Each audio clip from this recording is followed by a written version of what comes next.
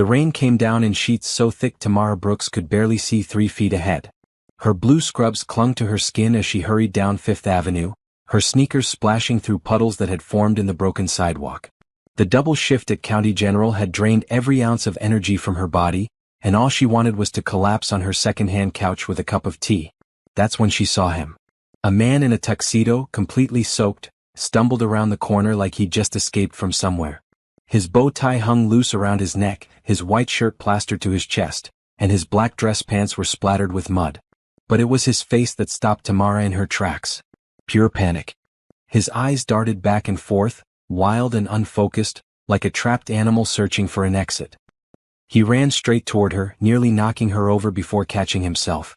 Up close, she could see he was trembling, whether from cold or fear, she couldn't tell. "Please," he gasped, gripping her arm. "Please, I need help. They're after me." Tamara's nursing instincts kicked in immediately. She scanned him for injuries but saw nothing obvious. No blood, no obvious wounds. Just a terrified man in formal wear, drenched and desperate. "Who's after you? Are you hurt?" She had to shout over the pounding rain.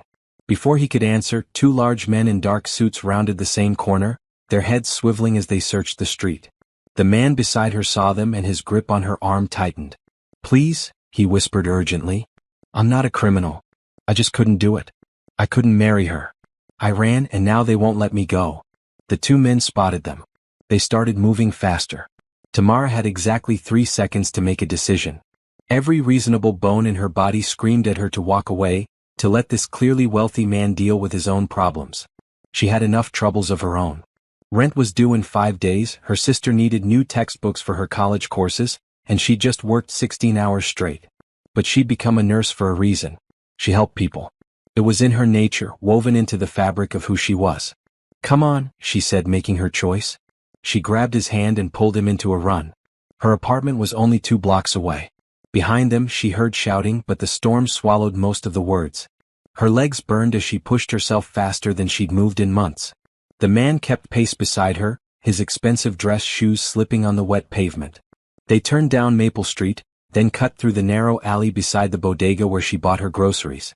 Tamara's building came into view, its old brick facade never looking more welcoming. She fumbled for her keys with shaking hands, finally getting the door open. They burst inside and she slammed it shut behind them, clicking the deadbolt into place. For a long moment, they both just stood in the cramped entryway, breathing hard and dripping water all over the worn tile floor. Tamara peeked through the small window beside the door. The 2 men in suits ran past, not even glancing at her building.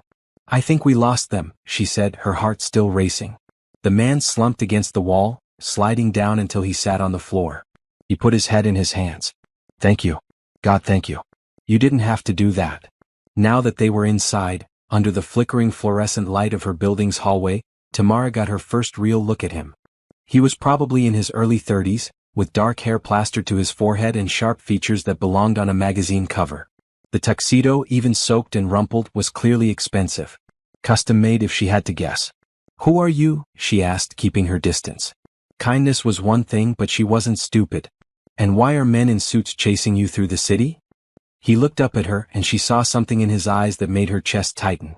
"Not danger. Defeat." "My name is Julian Wright," he said quietly. "And about 3 hours ago, I was supposed to become someone's husband." Tamara blinked. "You ran away from your own wedding?" "Yes." He laughed, but it was a hollow sound.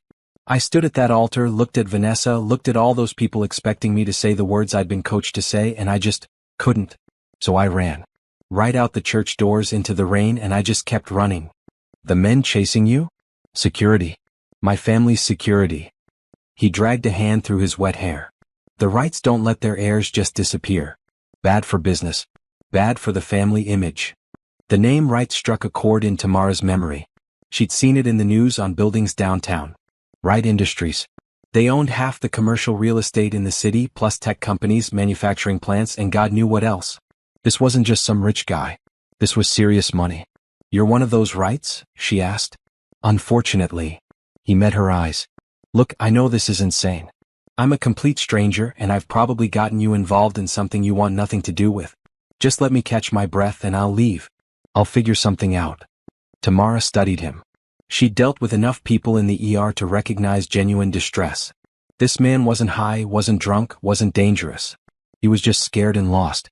My apartment's on the 3rd floor, she heard herself say. You can dry off there. I'll make coffee. Have you ever helped a stranger not knowing it would change everything? What would you have done in Tamara's place? Subscribe and share your thoughts in the comments. Would you have walked away or would you have taken the risk like she did? Julian stood slowly, water still dripping from his clothes. Why are you helping me? You don't know me. I'm a nurse, Tamara said simply, starting up the stairs. Helping people is what I do. Even people running from their own weddings. Her apartment was small but clean. One bedroom that she'd given to her younger sister Rochelle, while she took the pull-out couch in the living room. The kitchen was barely big enough for 2 people, and the bathroom had a perpetually leaky faucet that the landlord refused to fix. But it was home, and right now it was a sanctuary.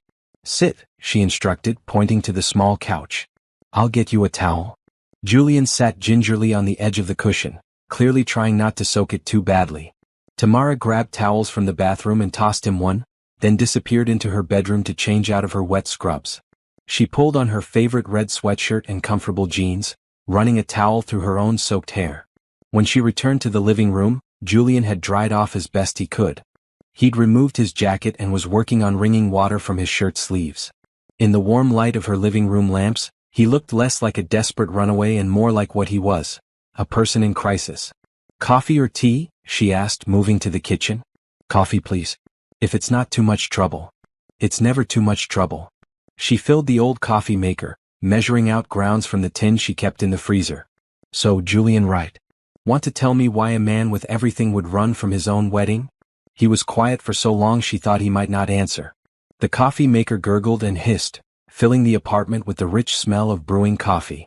Have you ever felt like your whole life was written by someone else? He finally said. Like you're just reading lines in a play you never auditioned for? Tamara poured 2 mugs of coffee, added sugar to hers, and brought them both to the living room. She handed him one and sat in the armchair across from him. Tell me. And he did. The words poured out of him like water through a broken dam. He told her about growing up as the youngest right son, always in the shadow of his older brother Harrison. About his father's expectations, the pressure to be perfect, to marry the right person, to produce the right heirs, to live the right life. About Vanessa Montgomery, daughter of another powerful family, who was beautiful and accomplished and completely wrong for him. We barely know each other, Julian said, staring into his coffee. 3 dinners. That's all we had before my father announced our engagement. 3 dinners where we talked about stock portfolios and charity galas and merger benefits. She's not a bad person. She's just not my person. Did you tell your family that? Of course. My father said love comes later. That marriage in our world is about partnerships, about building dynasties. He looked up at Tamara. But I watched him with my mother. He loved her. Really loved her. She passed away 2 years ago and he was never the same. So how can he tell me to marry without love, when he had it himself? Tamara sipped her coffee, processing this strange confession from a stranger who was quickly becoming less strange. What about your brother? The older one? Harrison. A small smile crossed Julian's face. He's the perfect right heir. Married the perfect wife, runs the perfect division of the company, has the perfect kids. But he's happy. Really happy. And he's been telling me for weeks not to go through with this if I didn't want to. But you almost did anyway. Fear, Julian admitted. Fear of disappointing everyone. Fear of being cut off, cast out. Fear of choosing wrong. He set down his coffee mug. But standing there today, I realized I was more afraid of spending my life trapped in someone else's dream. So I ran. Tamara understood that fear more than he knew. She'd chosen nursing school over her father's wish for her to study business. She'd chosen to take in her younger sister after their parents died in a car accident, even though everyone said she was too young to be a guardian. Every major decision in her life had been about choosing her own path, even when it was terrifying. So what now? She asked. I don't know. Julian looked around her modest apartment, and she saw something like wonder in his eyes. This place. It's so different from anywhere I've ever been. It feels real. It is real, Tamara said with a slight smile. Very real. Rent payments every month prove that. I'm sorry. I didn't mean. He trailed off, looking embarrassed. I know what you meant. She set down her own mug. Look, you can stay here tonight. That couch pulls out into a bed. Tomorrow we'll figure out your next move. But right now you need rest. And probably food. When's the last time you ate? This morning. Wedding day breakfast with my groomsmen. He grimaced at the memory. Tamara stood and moved to the kitchen. I don't have much, but I can make eggs and toast. You don't have to do this. I know. She cracked eggs into a pan, her movements automatic after years of late-night cooking for herself and Rochelle. Behind her, she heard Julian stand and approach the kitchen doorway. Why? He asked softly. Why are you being so kind to me? Tamara flipped the eggs, thinking about her answer. When I was in nursing school, completely broke and overwhelmed, a stranger paid for my groceries one day. I was short $5, holding up the line about to put things back. This older woman just stepped up and handed the cashier a 20. She said, we all need help sometimes, honey. Pay it forward when you can. She plated the eggs and toast, handing Julian a plate. So I do. Whenever I can. They ate in comfortable silence. Julian finished every bite, then insisted on washing the dishes despite Tamara's protests. She set up the pull-out bed, found him clean clothes that would be too small but at least dry, and showed him where the bathroom was. Tamara, he said as she was heading to her bedroom. She turned back. Thank you. For everything. For not calling the police or my family. For treating me like a person, not a scandal. Get some sleep, Julian. Tomorrow's a new day. But as she lay in her own bed, listening to the rain finally soften against the windows, Tamara wondered what she'd just gotten herself into. Julian Wright was big news, and helping him meant potentially big problems. His family would be looking for him. The media would be all over this story. Still, she didn't regret her choice. There had been something genuine in his desperation, something that spoke to her own struggles with expectation and obligation. And his offer to pay her for her trouble, which she'd initially refused on principle, might actually be something to reconsider. Not as payment for kindness but as simple gratitude. In the living room, Julian lay awake on the pull-out bed, staring at the ceiling. The apartment was quiet except for the old radiators hissing. Everything about this place was different from his world. The walls were thin. He could hear neighbors moving around. There were water stains on the ceiling and the furniture had clearly been assembled from discount stores. But it felt more like home than his family's mansion ever had. For the first time in years, maybe his whole life, Julian felt like he could breathe. Tomorrow would bring its own challenges. His family would be furious. The business would be in chaos. Vanessa and her family would demand explanations. But tonight he was free. And he owed that freedom to a compassionate nurse in blue scrubs who'd chosen to help a stranger in the rain. Neither of them slept much that night. Both were too busy thinking about how one impulsive act of kindness had just set into motion something neither could predict. Something that would challenge everything they thought they knew about wealth, freedom, and what it meant to truly care for another person. The storm outside finally passed, leaving the city washed clean. Inside Tamara's small apartment, two people from completely different worlds had found unexpected shelter in each other's company.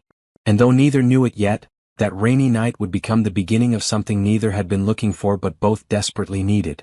Morning light filtered through Tamara's thin curtains, casting pale shadows across the living room. She woke to the sound of her phone buzzing insistently on the nightstand. Rolling over, she grabbed it and squinted at the screen. 7 missed calls from her sister Rochelle, 3 texts from her coworker Jamie, and 2 from her neighbor Mrs. Chen. She sat up, heart sinking as she opened Rochelle's first message, "Turn on the news. Right now." Tamara hurried to the living room where Julian was already awake, sitting on the edge of the pull-out bed with his head in his hands. He looked up when she entered and she saw he'd been crying. "It's everywhere," he said quietly. "My phone died last night but I turned on your TV. I'm so sorry. I've dragged you into this mess." Tamara grabbed the remote and turned on the small television mounted on her wall. The morning news filled the screen and there it was. Billionaire heir vanishes from wedding. Massive search underway. A blonde news anchor with perfect makeup spoke in serious tones. Julian Wright, heir to the Wright Industries fortune, disappeared yesterday just moments before his scheduled wedding to Vanessa Montgomery. Sources say Wright fled the ceremony at St. Catherine's Cathedral, leaving hundreds of guests waiting. His family has issued a statement asking for privacy but confirming they're working with authorities to locate him. The screen switched to footage of the cathedral, security guards blocking reporters from entering. Then a photo of Julian appeared, a professional headshot where he looked polished and confident. Nothing like the vulnerable man sitting in her living room wearing her too small gray t-shirt and borrowed sweatpants. "We go now to our reporter outside the Wright family estate," the anchor continued. The screen showed a massive iron gate and a sprawling property beyond it. A man in his mid-30s, clearly related to Julian by the similar bone structure and dark hair, stood at a podium surrounded by microphones. "That's Harrison," Julian said. "My brother." Harrison Wright looked tired but composed. "My brother is going through a difficult time. We ask that everyone respect his privacy and ours during this period. Julian is safe and we're in communication with him. That's all we'll be saying at this time." The last part was a lie. Julian's phone was dead and he hadn't contacted anyone. "Harrison's covering for you," Tamara observed. "He always has." Julian rubbed his face. "I need to call him. Can I use your phone?" Tamara handed it over without hesitation. Julian dialed from memory, then put the phone on speaker. It rang twice before Harrison answered. "Hello? Harry, it's me." There was a long pause, then a rush of breath. "Jesus, Jules. Where are you? Are you okay?" "I'm fine. I'm safe. I'm with someone who helped me last night. Mom is losing her mind. Dad would be rolling in his grave if he could see this chaos. And Vanessa." Harrison paused. "Actually, Vanessa's handling this better than anyone. Her family's furious, but she looked almost relieved when you ran." Julian's eyebrows rose. "Really?" "Yeah. But we need to talk. Really talk. Not over the phone. Where are you?" Julian looked at Tamara, who shook her head slightly. She didn't know Harrison, didn't know if he'd bring the family security with him. "I can't say yet. But I need time, Harry. I need to figure out what I actually want, not what everyone else wants for me." "I get it. I do." Harrison's voice softened. "Look, I meant what I said. This marriage was wrong for you. But you can't just disappear. At least let me know you're truly safe, that you're not being held somewhere or—" "I'm with a friend," Julian said, glancing at Tamara with something like surprise at his own words. "She helped me last night when I had nowhere else to go. I'm not in danger. I promise." Okay, I believe you." Harrison was quiet for a moment. "Jules, I'm going to buy you time. I'll handle Mom, deal with the Montgomerys, keep the security teams from going full manhunt mode. But you need to give me something. Some assurance you're thinking clearly." "I'm thinking more clearly than I have in years." "Then prove it. Come up with a real plan. Not just running away but running towards something. You understand?" "I do." Julian looked at Tamara as he spoke. "Thank you, Harry. For everything. Call me in 24 hours. Same time tomorrow. And Jules? I'm proud of you. It takes guts to choose yourself." The call ended and Julian handed the phone back to Tamara. She took it, studying his face. "He's a good brother," she said. "The best." Julian stood, stretching his tall frame in her low-ceilinged apartment.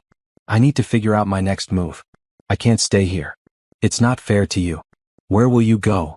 "I have a friend, Patricia Anderson. She lives about 3 hours north, runs a small bookstore after leaving corporate law. She's always told me I'm welcome anytime. Then we'll get you there." Tamara said it before she could second-guess herself. You can't exactly rent a car or use your credit cards. Every transaction will be tracked. You need help."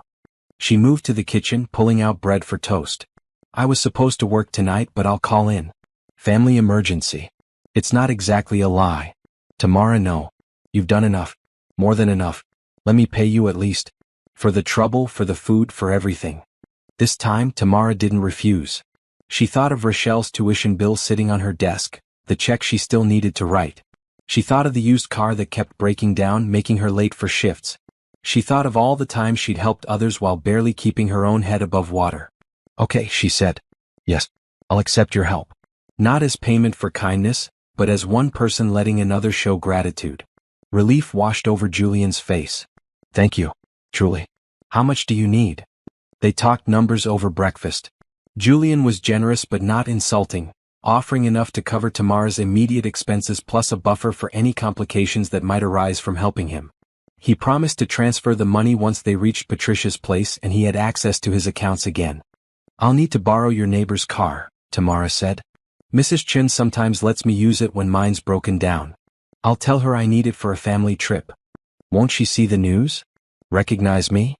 "Mrs. Chin barely speaks English and only watches Chinese television. You're safe there." While Tamara showered and changed, Julian cleaned up the apartment. He washed dishes, folded the pull-out bed, even attempted to tidy the small living space. It was strange, almost therapeutic, doing simple household tasks he'd never had to do in his life. At the mansion, staff handled everything. Here there was just life in its most basic, honest form. Tamara emerged wearing jeans and a bright green jacket, her hair pulled back in a practical ponytail. She looked beautiful in a natural way that made Julian's chest tighten oddly. No designer clothes, no professional styling. Just a kind woman trying to help someone in need. "Ready?" she asked. "One thing first." Julian pulled out his wallet, which had somehow survived the rain relatively intact. He pulled out several bills and set them on the kitchen counter. "For the food, the clothes, your time last night." "Julian? Please. It would make me feel better." She took the money, folding it carefully. It was more than a week's wages for her. "Thank you." They left the apartment together, and Tamara knocked on Mrs. Chen's door. The elderly woman answered, her face lighting up when she saw Tamara. "Xiao Tam," she said warmly. "How are you?" "Good, Mrs. Chen. This is my cousin Julian. He's visiting from out of town." The lie came smoothly. "I was hoping I could borrow your car for a day or two. I want to show him around, take him to see family upstate." Mrs. Chen studied Julian briefly, then nodded. Of course. Keys are where they always are. Be safe." Minutes later, they were in Mrs. Chen's old sedan, pulling away from Tamara's apartment building. Julian slouched in the passenger seat, baseball cap pulled low over his face despite the overcast sky. "I feel like I'm in a movie," he admitted. "A ridiculous movie where the billionaire goes on the run and has to learn what real life is like." "Is that what this is?" "Research." Tamara kept her eyes on the road, navigating toward the highway. "No. It's survival." Julian watched the city roll past his window. Buildings he'd seen 1,000 times looked different from this angle, from this car, with this purpose. "I've been performing my whole life, Tamara. The perfect son, the ideal businessman, the acceptable heir. I don't even know who I actually am underneath all that. You're someone who chose freedom over comfort. That's something." They drove in silence for a while, leaving the city behind. Traffic thinned as they hit the open highway, and Tamara relaxed slightly. Getting Julian to Patricia's place was step one. After that, he'd be someone else's responsibility, and she could return to her regular life. Except something about that thought made her feel unexpectedly hollow. "Can I ask you something?" Julian said. "About last night. When you saw me, soaking wet and clearly in some kind of trouble, what made you help?" "Really? Most people would have walked right past." Tamara considered the question. "I told you about the woman who paid for my groceries. But it's more than just paying forward kindness. I think some people go through life looking for reasons to say no, to protect themselves, to stay safe. I decided a long time ago to look for reasons to say yes instead. Yes to helping. Yes to taking risks. Yes to believing people are fundamentally good until they prove otherwise. That's a beautiful way to live. It's gotten me in trouble more than once," she admitted with a smile. "But I sleep better at night." An hour into the drive, they stopped at a small diner off the highway. The parking lot was nearly empty, just a few trucks and one beat-up minivan. Inside, the place smelled like coffee and bacon, and a tired waitress in a pink uniform waved them to any open booth. They slid into a corner booth, and Julian picked up the laminated menu with genuine fascination. "What's good here?" he asked. "How would I know? I've never been here before." "Oh, right." He studied the menu like it was a legal document. "I don't think I've ever actually chosen from a menu without knowing the restaurant's reputation, the chef's credentials, or having someone recommend specific dishes. It's a diner, Julian. Just pick something that sounds good." He ordered pancakes with bacon. Tamara got a Western omelet. While they waited for their food, Julian looked around the diner, taking in details. The worn vinyl seats, the chipped coffee mugs, the way the waitress called everyone Han, in a voice roughened by years of smoking. "This is what you meant by real," he said. "Isn't it? Places like this. People just living their lives without performance, without pretense." "Pretty much." Their coffee arrived, thick and strong. Tamara added cream to hers while Julian tried his black, immediately making a face that made her laugh. "Not like the imported stuff you're used to?" "It's fine. He tried another sip. "Actually, it's kind of perfect. Just coffee. No fancy origins or roasting processes. Just fuel." Their food came, and Julian approached his pancakes with surprising enthusiasm. Between bites they talked. Tamara told him about nursing school, about the struggles of raising a teenager while working double shifts. Julian talked about his childhood, surprisingly lonely despite being surrounded by wealth and staff. "I had everything," he said, "except the freedom to just be a kid. Every move was calculated, every friendship evaluated for social benefit. Even my hobbies had to be acceptable ones. Piano instead of drums. Tennis instead of basketball. French instead of whatever language I actually wanted to learn. What would you have chosen? If you could go back. Art, Julian said immediately. I wanted to paint. Still do actually. But that wasn't a right-approved hobby. Too impractical. Too individualistic. You could start now. He looked at her, something shifting in his expression. You know what? Maybe I will. Maybe that's part of figuring out who I actually am. They finished their meal and Julian insisted on paying. He left a generous tip that made the waitress's eyes widen. Back in the car, as Tamara navigated back to the highway, Julian seemed more relaxed than she'd yet seen him. Thank you, he said. For this. For treating me like a normal person. You are a normal person. You just happen to have more zeros in your bank account. I wish everyone saw it that way. As they drove, clouds gathered overhead. Not as dramatic as the previous night's storm, but enough to make the afternoon dim. Julian told her more about Patricia, his friend who'd walked away from a six-figure salary to open a bookstore in a small town. She was the first person who told me it was okay to want something different, he explained. We worked together briefly when she was corporate counsel for one of our divisions. She saw how miserable I was and just point-blank asked me why I stayed. I didn't have a good answer. And she just left? Not immediately. But she made a plan. Saved money, found her bookstore, and one day she just did it. Walked into my father's office, handed in her resignation, and never looked back. My father was furious. Called it career suicide. But Patricia is the happiest person I know now. 2 hours into the drive, Julian's stomach started bothering him. Stress and irregular eating were catching up to him. Tamara pulled off at a rest stop, and Julian stumbled to the bathroom looking pale. When he returned, he looked sheepish. I think the excitement and the diner food aren't agreeing with me. I'm not used to any of this. We can take a break. There's no rush. They sat on a bench outside the rest stop watching families come and go. A young mother struggled with 2 toddlers and an armload of bags. Without thinking, Julian stood and approached her. Can I help? He offered. The woman looked startled, then grateful. That would be amazing, thank you. Julian carried her bags to her car while she wrangled her children into car seats. When he returned to Tamara, he was smiling. That felt good, he said. Just helping someone. No ulterior motive, no business networking. Just helping. Welcome to how regular people live. They got back on the road. Julian's phone, which he'd been charging with Tamara's car adapter, finally had enough battery to turn on. Immediately, it exploded with notifications. Hundreds of calls, thousands of texts, emails flooding in. Don't look at them, Tamara advised. Not until we get to Patricia's. It'll just stress you out. But Julian couldn't help himself.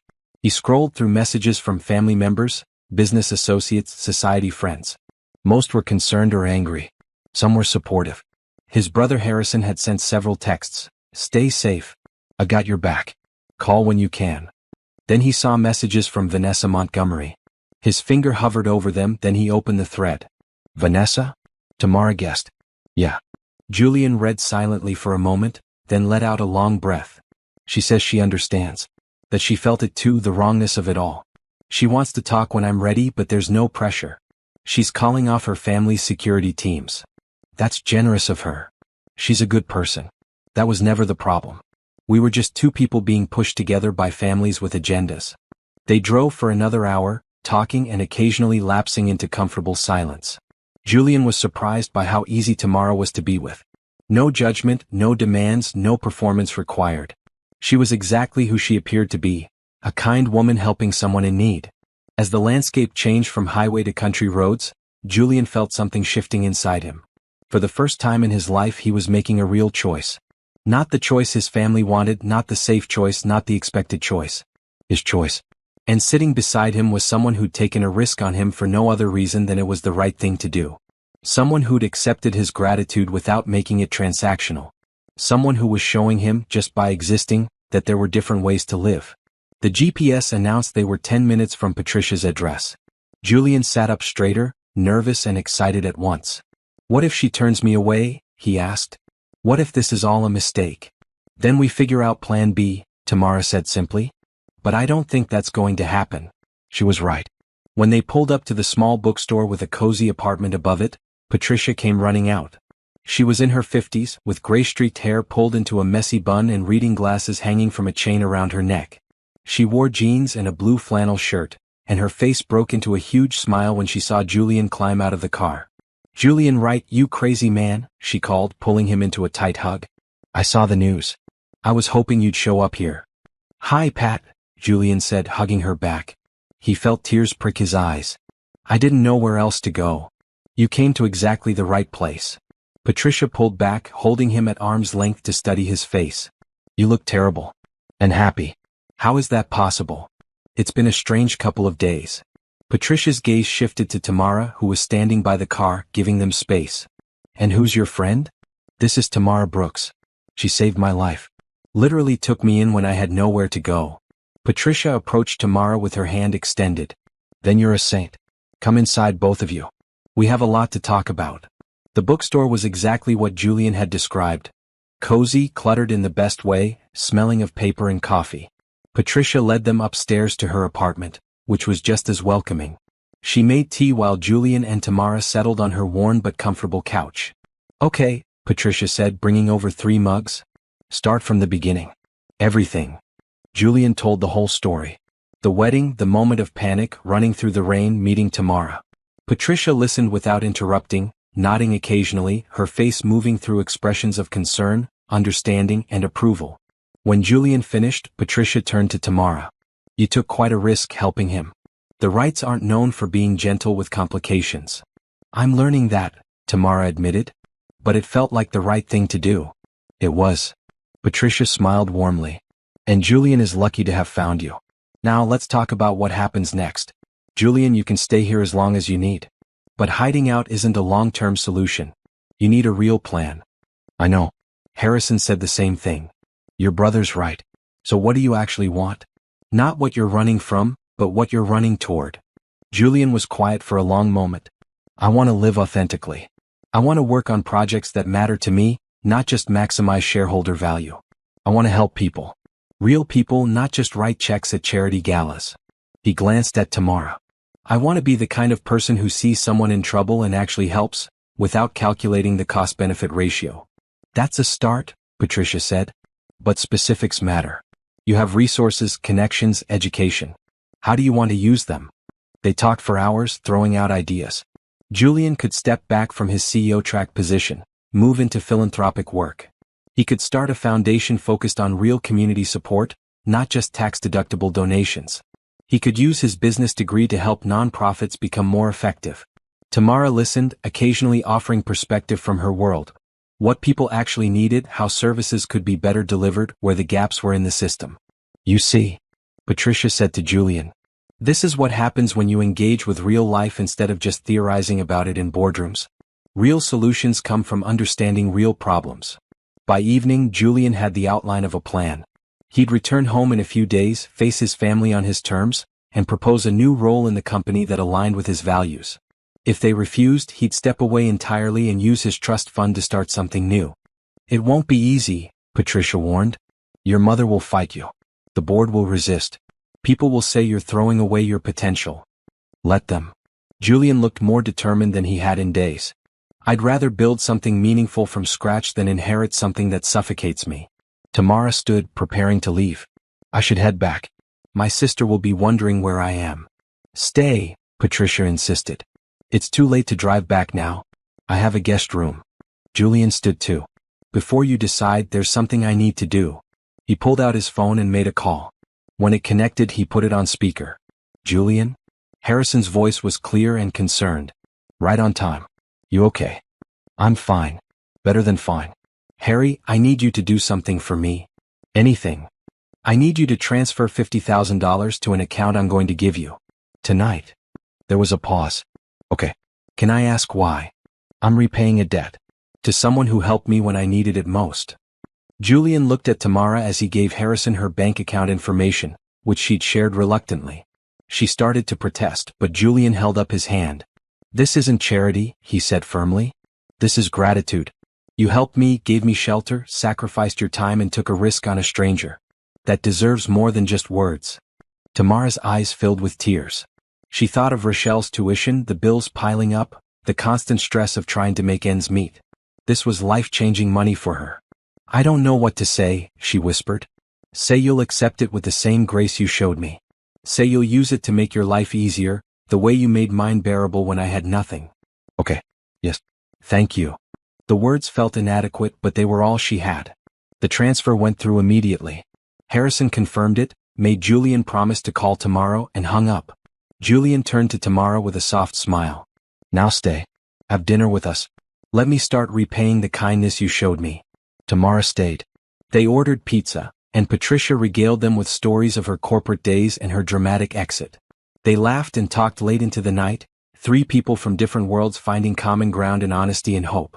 Later, as Tamara lay in Patricia's guest bed, her phone showed the bank notification, $50,000 deposited. She cried then, quiet tears of relief and gratitude. This money would change everything for her and Rochelle. College tuition covered. Car repairs paid for. A buffer against the constant financial anxiety that had shadowed her for years. But more than the money, something else had shifted. She'd taken a chance on a stranger and found not just gratitude but connection. Julian wasn't just a wealthy man anymore. He was someone searching for meaning just like her. Someone trying to build a life that mattered. In the next room, Julian lay awake thinking similar thoughts. Tamara had given him something far more valuable than shelter. She'd given him a glimpse of a different way to live. A way based on kindness, on saying yes to helping people, on choosing connection over convenience. Tomorrow would bring new challenges. But tonight they were all safe, warm, and for the first time in a long time hopeful. Sunlight streamed through the windows of Patricia's guest room, and Tamara woke feeling more rested than she had in months. The weight that usually pressed on her chest first thing in the morning, the immediate mental checklist of bills and obligations, felt lighter. She checked her phone, confirming the bank deposit was real and not some stress-induced dream. $50,000. It was more money than she'd ever had at once in her entire life.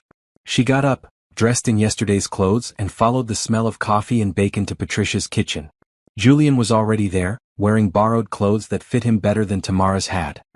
He was standing at the stove, attempting to flip pancakes while Patricia supervised with barely concealed amusement. Careful, the spatula goes under the pancake before you flip, Patricia instructed. There. Good. See. Not so hard. I've never cooked anything in my life, Julian admitted, concentrating on the task with endearing intensity. This is harder than it looks. Most things worth doing are. Patricia noticed Tamara in the doorway and smiled. Good morning. Coffee's fresh. Morning. Tamara poured herself a cup, watching Julian carefully transfer his somewhat misshapen pancakes to a plate. You're cooking? Badly, but yes. He turned with a proud smile, holding up the plate. Patricia's teaching me basic life skills. Turns out I'm helpless in most practical ways. They ate together at Patricia's small kitchen table, sunlight making patterns on the worn wood. The pancakes were unevenly cooked, some parts crispy and some still slightly raw, but nobody complained. There was something sweet about watching Julian discover simple pleasures like cooking breakfast. I checked the news, Patricia said, pulling out her tablet. The story's evolving. Your family released another statement saying you're safe and taking time for personal reflection. Very diplomatic. That's Harrison's work, Julian said. He's good at managing the message. But public curiosity is intense. You're a trending topic on every social media platform. Lots of speculation about where you are and why you ran. Tamara leaned over to look at the screen. Photos of Julian and Vanessa at various society events filled the articles. They looked perfect together in the pictures, like models from a magazine spread. Tamara felt a strange pang looking at them. People are taking sides, Patricia continued, scrolling through comments. Some say you're spoiled and irresponsible. Others are calling you brave for choosing authenticity over expectation. There's even a hashtag, runaway groom. Julian grimaced. Wonderful. My life reduced to a hashtag. The internet moves fast, Tamara observed. This will blow over eventually. Maybe. But first I have to face everyone. Julian pushed his plate away, appetite gone. I've been thinking about what I said last night. About making a plan, stepping back from the business, doing something meaningful. But talking about it here in Patricia's safe kitchen is different from actually walking into that mansion and telling my mother I'm throwing away everything she's worked to prepare me for. Then don't think of it as throwing away, Patricia suggested. Think of it as transformation. You're not abandoning your responsibilities. You're reshaping them to align with who you actually are. Easy to say. Nothing about this is easy, Julian. But you've already done the hardest part. You made the choice. Now you just have to follow through. Tamara's phone rang, interrupting them. It was Rochelle. She stepped into the living room to answer. "Where are you?" her sister demanded immediately. "I came home last night and you weren't here. You didn't answer my calls. I almost called the police." "I'm sorry. Something came up. A friend needed help." "What friend?" "Tamara, you're scaring me. This isn't like you." Tamara took a breath. She couldn't tell Rochelle everything, not yet. "I promise I'm fine. I'll explain when I get home." "How was your study group?" "It was fine, but that's not what I—" Rochelle paused. "Wait, did you see your bank account? There's like a crazy amount of money in there. What's going on?" "That's part of what I need to explain in person. But Rochelle, that money is real. It's from helping someone who was in trouble. It's going to cover your tuition, help us get stable." "Tamara." Her sister's voice was small now, young. "You didn't do anything dangerous, did you? Nothing illegal?" "No, nothing like that. I just helped someone who needed it and they showed their gratitude. I promise you everything is okay." She glanced back at the kitchen where Julian and Patricia were talking quietly. "Better than okay, actually." They talked for a few more minutes, Tamara reassuring her sister until Rochelle finally relaxed. When she hung up and returned to the kitchen, Julian looked concerned. "Everything all right?" "My sister was worried. I don't usually disappear overnight without explanation." "I'm sorry. I've disrupted your whole life." "Stop apologizing," Tamara said gently. "I made my choices. Nobody forced me to help you." Patricia stood, collecting plates. "Julian, you should call your brother back. Start putting your plan into motion. And Tamara, you should probably head home soon. Your sister needs you." She was right, but Tamara found herself reluctant to leave. Something about the last 2 days had felt important, like she was part of something bigger than her daily routine. Going back to her regular life seemed suddenly small in comparison. Julian walked her to the car an hour later. They stood in Patricia's driveway, morning sun warming their faces, neither quite ready to say goodbye. "I can't thank you enough," Julian started. "You already did. Very generously." Tamara smiled, but it felt bittersweet. "Good luck with your family. I hope they understand what you're trying to do." "Will you?" Julian hesitated, looking uncertain. "Would it be okay if I stayed in touch? Called you sometimes? I don't have many friends who see me as just a person, not as a right heir or a business asset." "You do. I'd like that." They exchanged numbers properly, not just in case of emergency but with the intention of real friendship. Julian hugged her, and Tamara was surprised by how natural it felt, how right. "You changed my life," he said quietly. "I hope you know that. You changed mine too. That money will make everything different." "That's not what I meant." He pulled back, looking at her seriously. "You showed me that people can be kind without expecting anything in return. That there's a whole world of genuine connection out there if I'm brave enough to reach for it. That's worth more than any money." Tamara drove away a few minutes later, watching Julian and Patricia wave from the driveway in her rearview mirror. The drive home felt longer than the drive there, maybe because she was alone with her thoughts. She thought about Julian's words about changing lives. Had she really changed his? Or had she just been a convenient rest stop on his journey of self-discovery? And why did it matter so much to her either way? By the time she pulled up to her apartment building, returned Mrs. Chen's car, and climbed the stairs to her own place, she'd convinced herself it didn't matter. Julian would return to his world of wealth and privilege. She'd return to her shifts at the hospital and raising her sister. They'd text occasionally, maybe talk on the phone, but eventually they'd drift apart. Different worlds, different lives. Rochelle was waiting in the apartment, practically vibrating with curiosity and concern. "Start talking," she demanded the moment Tamara walked in. So Tamara told her an edited version of the story. She left out Julian's last name and specific details about his wealth, just saying she'd helped a man who was running from family obligations, and he'd shown his gratitude with generous payment. $50,000 is more than generous, Rochelle said, eyes wide. "Tam, that's life-changing money." "I know. We can pay off your car. Cover my tuition for the next year. Actually have savings. Breathe for the first time since Mom and Dad." She didn't finish the sentence. She never did. Tamara pulled her sister into a hug. "It's going to be okay. We're going to be okay." They spent the afternoon planning. Rochelle's tuition first, that was non-negotiable. Then Tamara's car repair. Emergency fund. Modest celebration dinner at the nice restaurant they'd always looked at but never gone to. "You deserve this," Rochelle said firmly. "You work so hard, you help everyone, and you never complain. Finally, someone helped you back." That night, after Rochelle went to bed, Tamara's phone lit up with a text from Julian. Made it through dinner with Patricia. Called Harrison.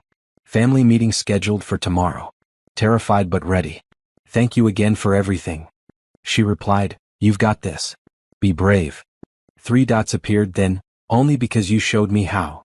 Meanwhile, at Patricia's bookstore, Julian sat in the guest room preparing for the next day. He'd called Harrison back and scheduled a family meeting for the following evening. His mother, his brother, key family advisors. Time to face the music. Patricia knocked and entered with 2 mugs of chamomile tea. Can't sleep? Too much going through my head. She sat on the edge of the bed, handing him a mug. Want to practice your speech? I don't have a speech. Just thoughts. Feelings. No PowerPoint presentation to hide behind. Good. PowerPoints are for boardrooms. This needs to be from your heart. Patricia sipped her tea. You know what I see when I look at you now? Someone who's finally becoming real. These last 2 days you've shed about 10 layers of pretense. Keep going. Don't let them put those layers back on you. What if I'm not strong enough? What if I get back there and just fall into old patterns? You won't. You know why? Patricia smiled. Because you've seen the alternative now. You've experienced what it feels like to make your own choices, to connect with people genuinely. You can't unknow that feeling. It'll pull you forward even when you're scared. Tamara said something similar. About choosing yes instead of no, staying open instead of closed. She sounds wise. She is. She's also. Julian paused, not sure how to finish that sentence. She's remarkable. Kind and strong and real. Everything I've been missing in my life. Patricia raised an eyebrow. Careful there. What? You're in a vulnerable place. It's easy to confuse gratitude with something else. Don't put unfair expectations on this woman who helped you. I'm not. I just mean, she represents something. A way of living I want to learn. As long as you're learning from her example, not trying to possess it. Julian thought about that after Patricia left. Was he seeing Tamara clearly, or was he just projecting his desires for a different life onto her? It was hard to tell. Everything was so new, so raw. His phone buzzed with another message from Harrison. Mom's a wreck but she'll listen. I'm on your side. We'll get through this together. Then a message from Vanessa. I heard you're coming back. I'm glad. We should talk, clear the air properly. I'm not angry, just want closure for both of us. Everyone being so understanding almost made it harder. If they'd been furious, if they'd threatened to disown him, he could fight against that. But supportiveness meant he had to figure this out himself, without the fuel of rebellion. He texted Tamara again. Quick question. How do you know when you're making the right choice versus just the easy choice? Her reply came quickly. The right choice usually scares you a little. The easy choice numbs you. Does that help? Yes. Thank you. Get some sleep. Tomorrow's a big day. Tomorrow's the first real day of my life. No pressure, right? You've already done the hard part. The rest is just details. You like that? The rest is just details. He repeated it to himself as he tried to sleep, as dawn eventually came, as he prepared to return to his old life and demand space for his new self. Tamara returned to work the next day, jumping back into her regular routine. But everything felt slightly different, like someone had adjusted the color saturation of her life. Patients seemed more interesting. Coworkers' conversations felt more meaningful. Even the hospital's fluorescent lights seemed less harsh. You seem different, her friend and coworker Jamie commented during their break. Good different? What happened? I helped someone. They helped me back. It just reminded me why I do this work. Must have been some patient. Something like that. Tamara's phone buzzed constantly throughout her shift. Updates from Julian as he drove back to the city, as he approached the mansion, as he prepared for the family meeting. She replied between patients, offering encouragement and support. By evening, she was home with Rochelle, making dinner and pretending everything was normal. But her phone sat on the counter and she kept glancing at it, waiting for news. Finally, at 8 p.m. it rang. Julian's name on the screen. Hey, she answered, stepping onto the small balcony for privacy. How did it go? Better than expected. Worse than hoped for. His voice sounded tired but steady. My mother cried. Harrison backed me up. The advisors think I'm insane. But we reached a compromise. Tell me. Julian explained. He'd step back from the CEO track but remain on the board. He'd start a foundation focused on community development, using his business expertise and family connections to fund and support grassroots organizations. He'd have 6 months to prove the concept before they reevaluated. It's not perfect, he admitted. But it's a start. It's mine. That's amazing, Julian. I'm so proud of you. I couldn't have done this without you. The example you set, the kindness you showed, it gave me courage I didn't know I had. They talked for an hour, Julian sharing details of the meeting, Tamara telling him about her shift at the hospital. The conversation flowed easily, naturally, like they'd known each other for years instead of days. When can I see you again? Julian asked as the call was winding down. I mean properly. Not me running away or hiding out. Just as friends who want to spend time together. Whenever you want. I'm not hard to find. How about this weekend?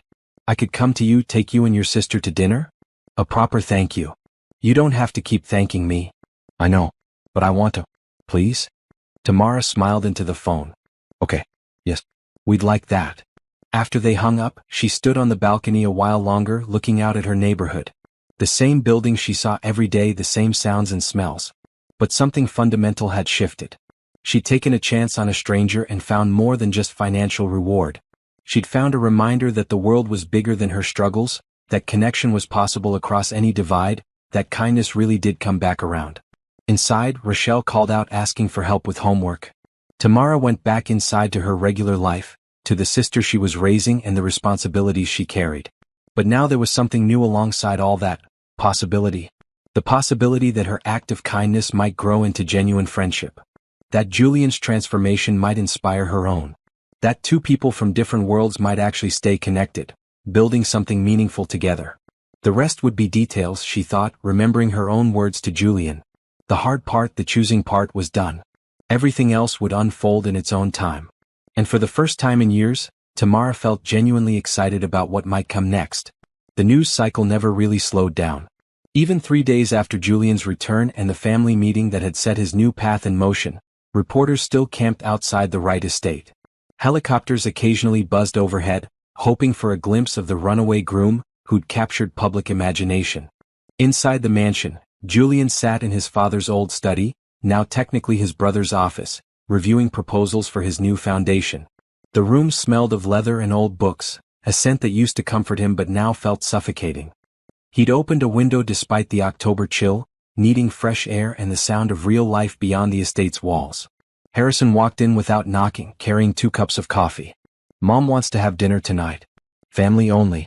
She says she's accepted your decision but wants to discuss the details. Translation: she's going to try to change my mind. Probably. Harrison sat across from him, pushing 1 coffee cup toward Julian.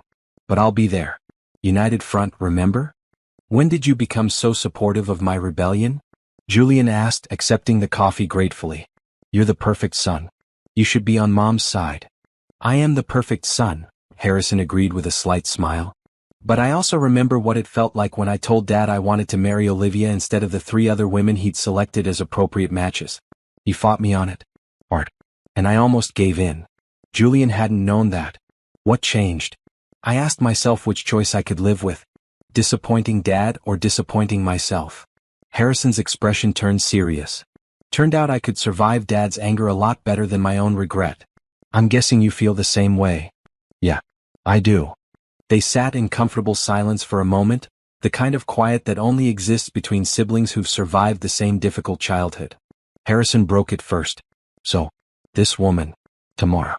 You've been texting her constantly. She's become a friend. Is that all? Julian met his brother's knowing look. Yes, that's all. She helped me when I needed it most. I'm grateful. Gratitude doesn't usually require hourly text updates. We have things in common. She gets it, the pressure of expectations, the weight of responsibility. She's raising her younger sister alone, working 2 jobs sometimes, making it all work. She inspires me.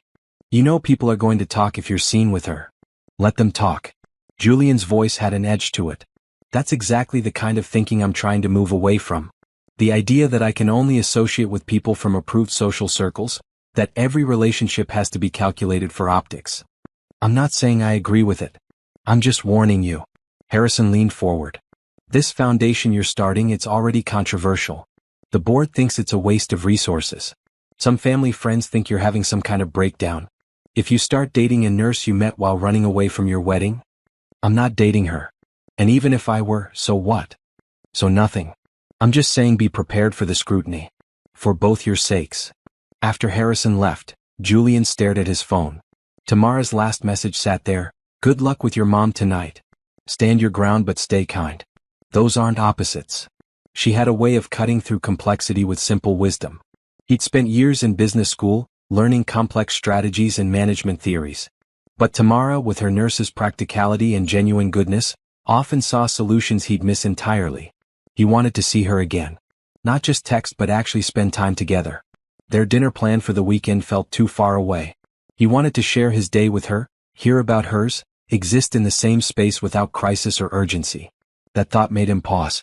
Patricia's warning echoed in his mind, don't confuse gratitude with something else. Was he doing that? Using Tamara as a symbol for the life he wanted instead of appreciating her as a person? The uncertainty bothered him more than he wanted to admit.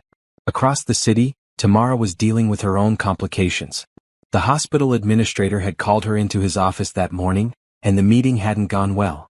Someone's been asking questions about you, Mr. Peterson had said, his usually friendly face serious. A private investigator, claiming to be doing background research for a potential employer. Tamara's stomach had dropped. What kind of questions? Your employment history, your character, your financial situation. I didn't give him anything, of course. We protect our staff's privacy. But I thought you should know. Now, sitting in the break room during her lunch hour, Tamara tried to figure out what to do. It had to be related to Julian. Someone from his family, maybe, or the Montgomery family investigating who'd helped their runaway groom. The thought made her angry and anxious in equal measure. She called Julian immediately. Are people looking into me? She asked without preamble when he answered. What? No. Why would? He paused. What happened? She explained about the private investigator. Julian's sharp intake of breath told her this was news to him. I'll find out who's behind this, he said, voice tight with anger. This is exactly the kind of intrusive, controlling behavior I'm trying to get away from. I'm so sorry, Tamara. Just make it stop. I can't have investigators digging into my life. I have Rochelle to protect. I will. I promise. Give me 2 hours. He called back in one. It was Vanessa's father, Richard Montgomery.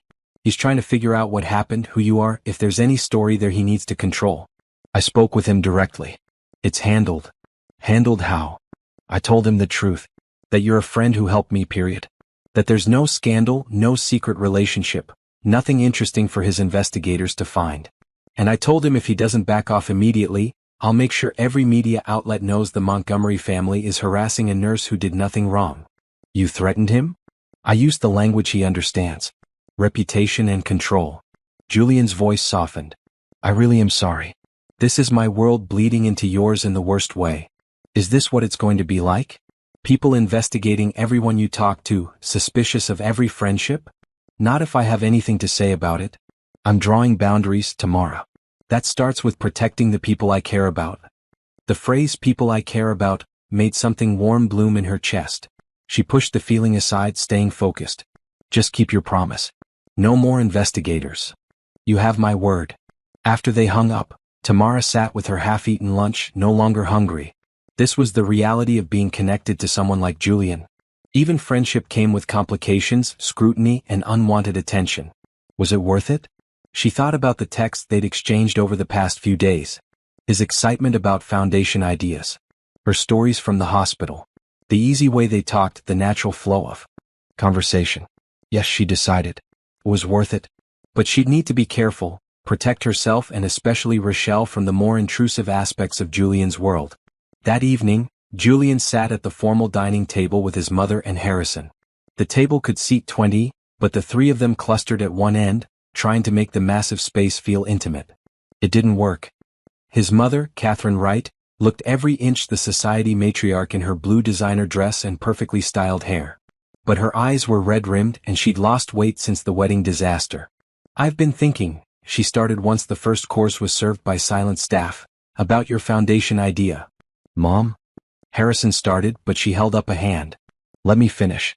I've been thinking about it and I understand why you want to do this. Your father would have. Your father would have respected the impulse, even if he disagreed with the execution, Catherine continued, her voice measured. But Julian, you have to understand. The family has obligations. Expectations from shareholders, from partners, from society. You can't just walk away from all of that. I'm not walking away, Julian said calmly. I'm redirecting. There's a difference. Redirecting into what? Charity work? Julian, we already donate millions each year. We sit on boards, we write checks, we attend galas. That's how people like us contribute. That's how we feel like we're contributing while maintaining comfortable distance from actual problems, Julian countered. Mom, when's the last time you actually met someone whose life was changed by our donations? Not at a gala where they thank us for 5 minutes but really spent time with them, understood their struggles. Catherine's jaw tightened. That's not the point of philanthropy. Maybe it should be. Harrison interjected before the conversation could escalate. Mom, Julian's foundation could actually be good for the family brand. Community engagement is popular right now. Authentic connection with regular people. It could position Right Industries as more than just another corporation. Don't patronize me with marketing speak, Harrison. I know what this is really about. Catherine looked directly at Julian. You met some woman. A nurse, of all things. And now you think you understand how regular people live. The temperature in the room dropped several degrees. Her name is Tamara, Julian said quietly. And she's not some woman. She's someone who showed me kindness when she didn't have to. Who helped me without expecting anything in return. Who lives her life with more integrity than most people in our social circle combined. You barely know her. I know enough. And before you send any more investigators after her, understand this. She is completely off limits. Her life, her sister, her work. All of it. If I find out anyone from this family or the Montgomerys is looking into her, I will go to the press myself with the whole story. Catherine's eyes widened. You wouldn't. Try me. The silence that followed was heavy enough to crush diamonds. Finally, Catherine set down her fork with deliberate precision. Fine. No investigators. No interference. But Julian, I need you to think carefully about what you're doing. Mixing our world with... She paused, choosing her words carefully. With people from very different circumstances can end badly. For everyone involved. Or it can end beautifully, Julian said. Like when Harrison married Olivia, who came from a middle-class family in Ohio and who you fought against until you realized she made him genuinely happy. Catherine had the grace to look slightly ashamed. That was different. It really wasn't. Dinner continued in uncomfortable quiet. Harrison tried several times to restart conversation, but the tension wouldn't break. When dessert was finally cleared, Julian excused himself and headed to his private wing of the mansion. His suite was enormous. Bedroom, sitting room, private bathroom bigger than most apartments. Everything was decorated in expensive neutrals, professionally designed to be elegant and impersonal. He hated it. It felt like a hotel room, beautiful and soulless. He pulled out his phone and texted Tamara. Family dinner was rough. Mom knows about you. I handled it but wanted you to know. Her reply came quickly. Define handled. Told her you were off limits. No more investigations. She agreed. Did she really agree or did she just stop arguing? Julian smiled despite himself. Tamara had a way of cutting through social niceties to actual truth. The latter, probably. But I made my position clear. She knows I'm serious. Your mother doesn't approve of me. She doesn't even know me and she doesn't approve. She doesn't approve of change. Any change. But that's her issue, not ours. There was a long pause before Tamara's next message. Julian, maybe we should slow down. The friendship, I mean. Give things time to settle. I can't have my life turned upside down right now. Rochelle needs stability. Julian stared at the message, chest tightening. I understand. But can I still see you this weekend? Just dinner like we planned? I promise, no drama, no complications. Okay. But after that, we should probably take some space. Let everything calm down. Okay. But it wasn't okay. The thought of losing this connection, this friendship that felt more real than anything in his life, made Julian feel hollow. Still, he understood.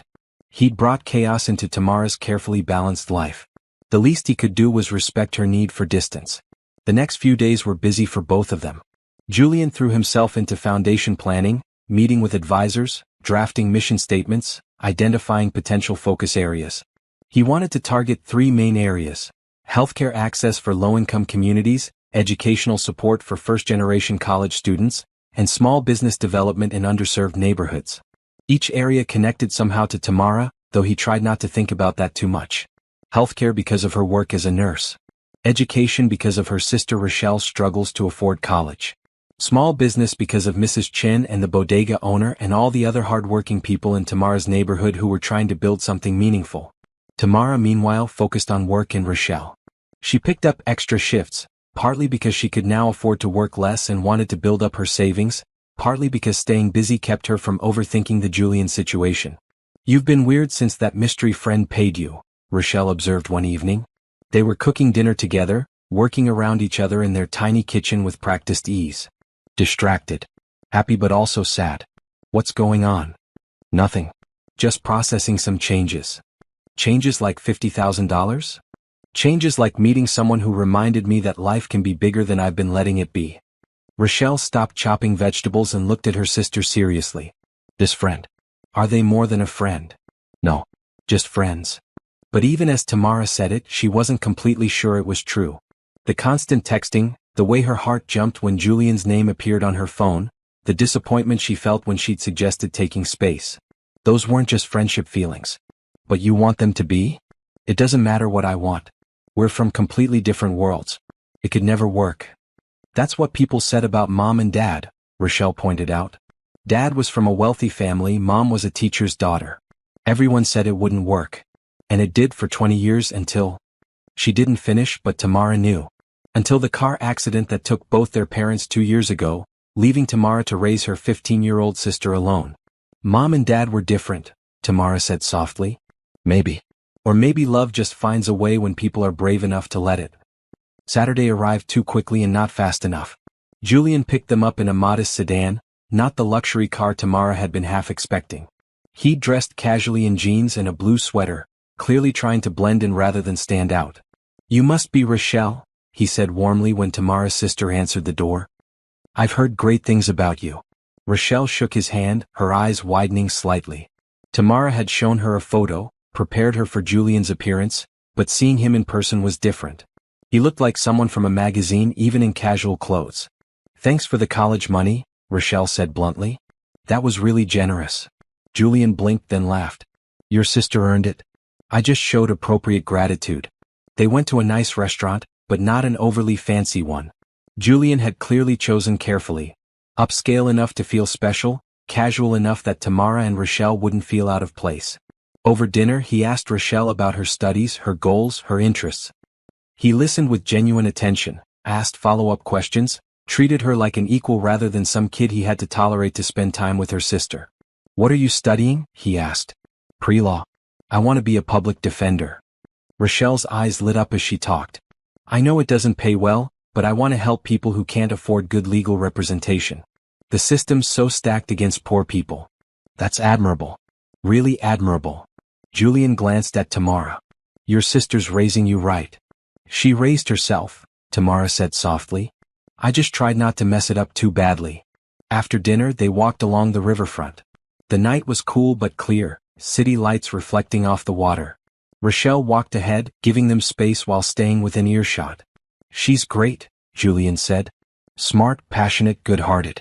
Like her sister." "You don't have to compliment us, Julian. We're already friends." "I'm not just being nice. I mean it." He stopped walking, turning to face her. The lights from the bridge cast shadows across his face. "Tamara, I know you said we should take some space after tonight. And I'll respect that. But I need you to know something first." "What?" "Meeting you changed my life. Not just because you helped me escape or gave me shelter. You showed me what genuine kindness looks like. What it means to live with integrity, to make choices based on values instead of expectations.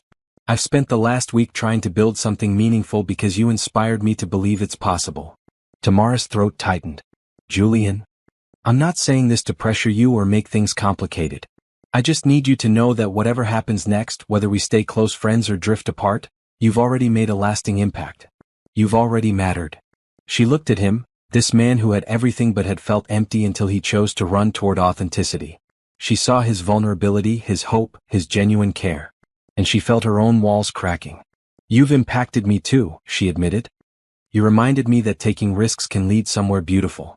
That saying yes to helping people opens doors I didn't know existed. That kindness really does come back around." They stood there by the river, two people from different worlds who'd found unexpected connection. Rochelle had stopped farther up the path, pretending to look at her phone but clearly keeping watch. What if we didn't take space? Julian asked quietly. What if we just stayed friends and saw where it leads? Your family won't approve. There will be complications. There are always complications. The question is whether the connection is worth navigating them. Tamara thought about her own advice to him. The right choice usually scares you a little. This scared her. But it also felt right in a way few things in her life ever had. Okay, she said. We stay friends. We see where it leads. But slowly, Julian. I need to protect Rochelle. And myself. Slowly. I can do slowly. His smile was radiant. Thank you. They walked back to join Rochelle, who pretended she hadn't been watching them with interest. On the drive home, the conversation flowed easily. Julian told them about his foundation plans, asked for their input on what communities actually needed versus what wealthy donors thought they needed. Don't assume you know what poor people want, Rochelle said bluntly. Ask them. Hire people from the communities you're trying to help. Give them real power in decision-making, not just token representation. That's exactly right, Julian agreed. Will you help me? As a consultant or advisor? Paid position, of course. Rochelle's eyes went wide. Seriously? Completely seriously. I need perspective from people who've actually lived the challenges my foundation wants to address. You'd be perfect. Tamara watched this exchange with a mixture of pride and caution. Julian was genuine, she believed that. But she also knew how easy it would be for him to consume their lives, to turn them into projects or proof of his own transformation. She'd need to stay vigilant, maintain boundaries, protect what mattered most. When they reached the apartment building, Julian walked them to the door. Thank you for tonight, he said. For giving me a chance to know you both better. For not writing me off as just some rich guy who doesn't understand real life. You're not just some rich guy, Tamara said. You're Julian. Complicated, thoughtful, brave Julian who's trying to figure out how to live authentically. That person is worth knowing. After he left, Rochelle turned to her sister with knowing eyes. You like him? Like really like him? He's a friend. Tam, I saw how you looked at each other. That's not just friendship. It's complicated. Everything worth having is complicated. Rochelle grabbed her sister's hand. Mom used to say that. Remember? When people would ask her about marrying outside her social class, about all the judgment they faced. She'd say, everything worth having is complicated, but that doesn't make it wrong. Tamara squeezed her sister's hand, tears pricking her eyes. When did you get so wise? I learned from the best. Inside the apartment they got ready for bed. But Tamara lay awake long after Rochelle's breathing evened into sleep. Her phone sat on the nightstand, dark and silent. She picked it up, typed a message to Julian, then deleted it. Typed another, deleted that too. Finally she settled on, tonight was perfect. Thank you. His reply came immediately, like he'd been waiting. First of many, I hope. I hope so too. Across the city, Julian lay in his enormous bed in his impersonal suite, feeling more at home than he had in years. Not because of where he was, but because of where he'd been. With Tamara and Rochelle, in their world of genuine connection and honest conversation. His phone buzzed with a message from Harrison. Mom's calming down. How was dinner? Perfect. She's perfect. They both are. Be careful, little brother. You're in deep and you might not even realize it yet. Julian stared at that message for a long time. Harrison was right. He was falling for Tamara, probably had been since that first rainy night when she'd chosen to help a desperate stranger. But what could he do about it? She needed needed space, needed protection from the chaos of his world. So he'd give her all of that. He'd be patient, respectful, careful. He'd prove that he could be a safe person in her life, someone who added value rather than complication. And maybe, eventually, if he was very lucky, she'd be ready for something more. For now, friendship was enough. Being in her orbit was enough. Learning from her example was enough. Almost enough anyway. 2 weeks passed in a comfortable rhythm. Julian and Tamara texted daily, sometimes about important things, often about nothing at all. He'd send her photos of foundation planning meetings with captions like, trying to look like I know what I'm doing. She'd send him snippets from her hospital shifts. Patient just asked if I'm single because her grandson needs a nice girl. I'm 28 and still getting set up by strangers. It felt natural, easy. Like they'd known each other for years instead of weeks. Rochelle started attending foundation planning meetings as a paid consultant, offering perspective that made Julian's expensive advisors uncomfortable with how often she was right. Catherine Wright had reluctantly accepted the arrangement, though she still hadn't agreed to meet Tamara in person. Give her time, Harrison advised during one of their morning coffee meetings. She's processing a lot of change. The wedding disaster, your career pivot, now this friendship with Tamara. It's overwhelming for her. I'm not asking Mom to accept Tamara as a friend or advisor. I'm asking her to treat another human being with basic respect. Baby steps, Jules. That Saturday morning, Julian called Tamara with an unexpected proposal.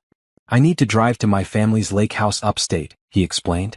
There are some documents there for the foundation, old charity files my father kept. Would you want to come with me? Make a day of it?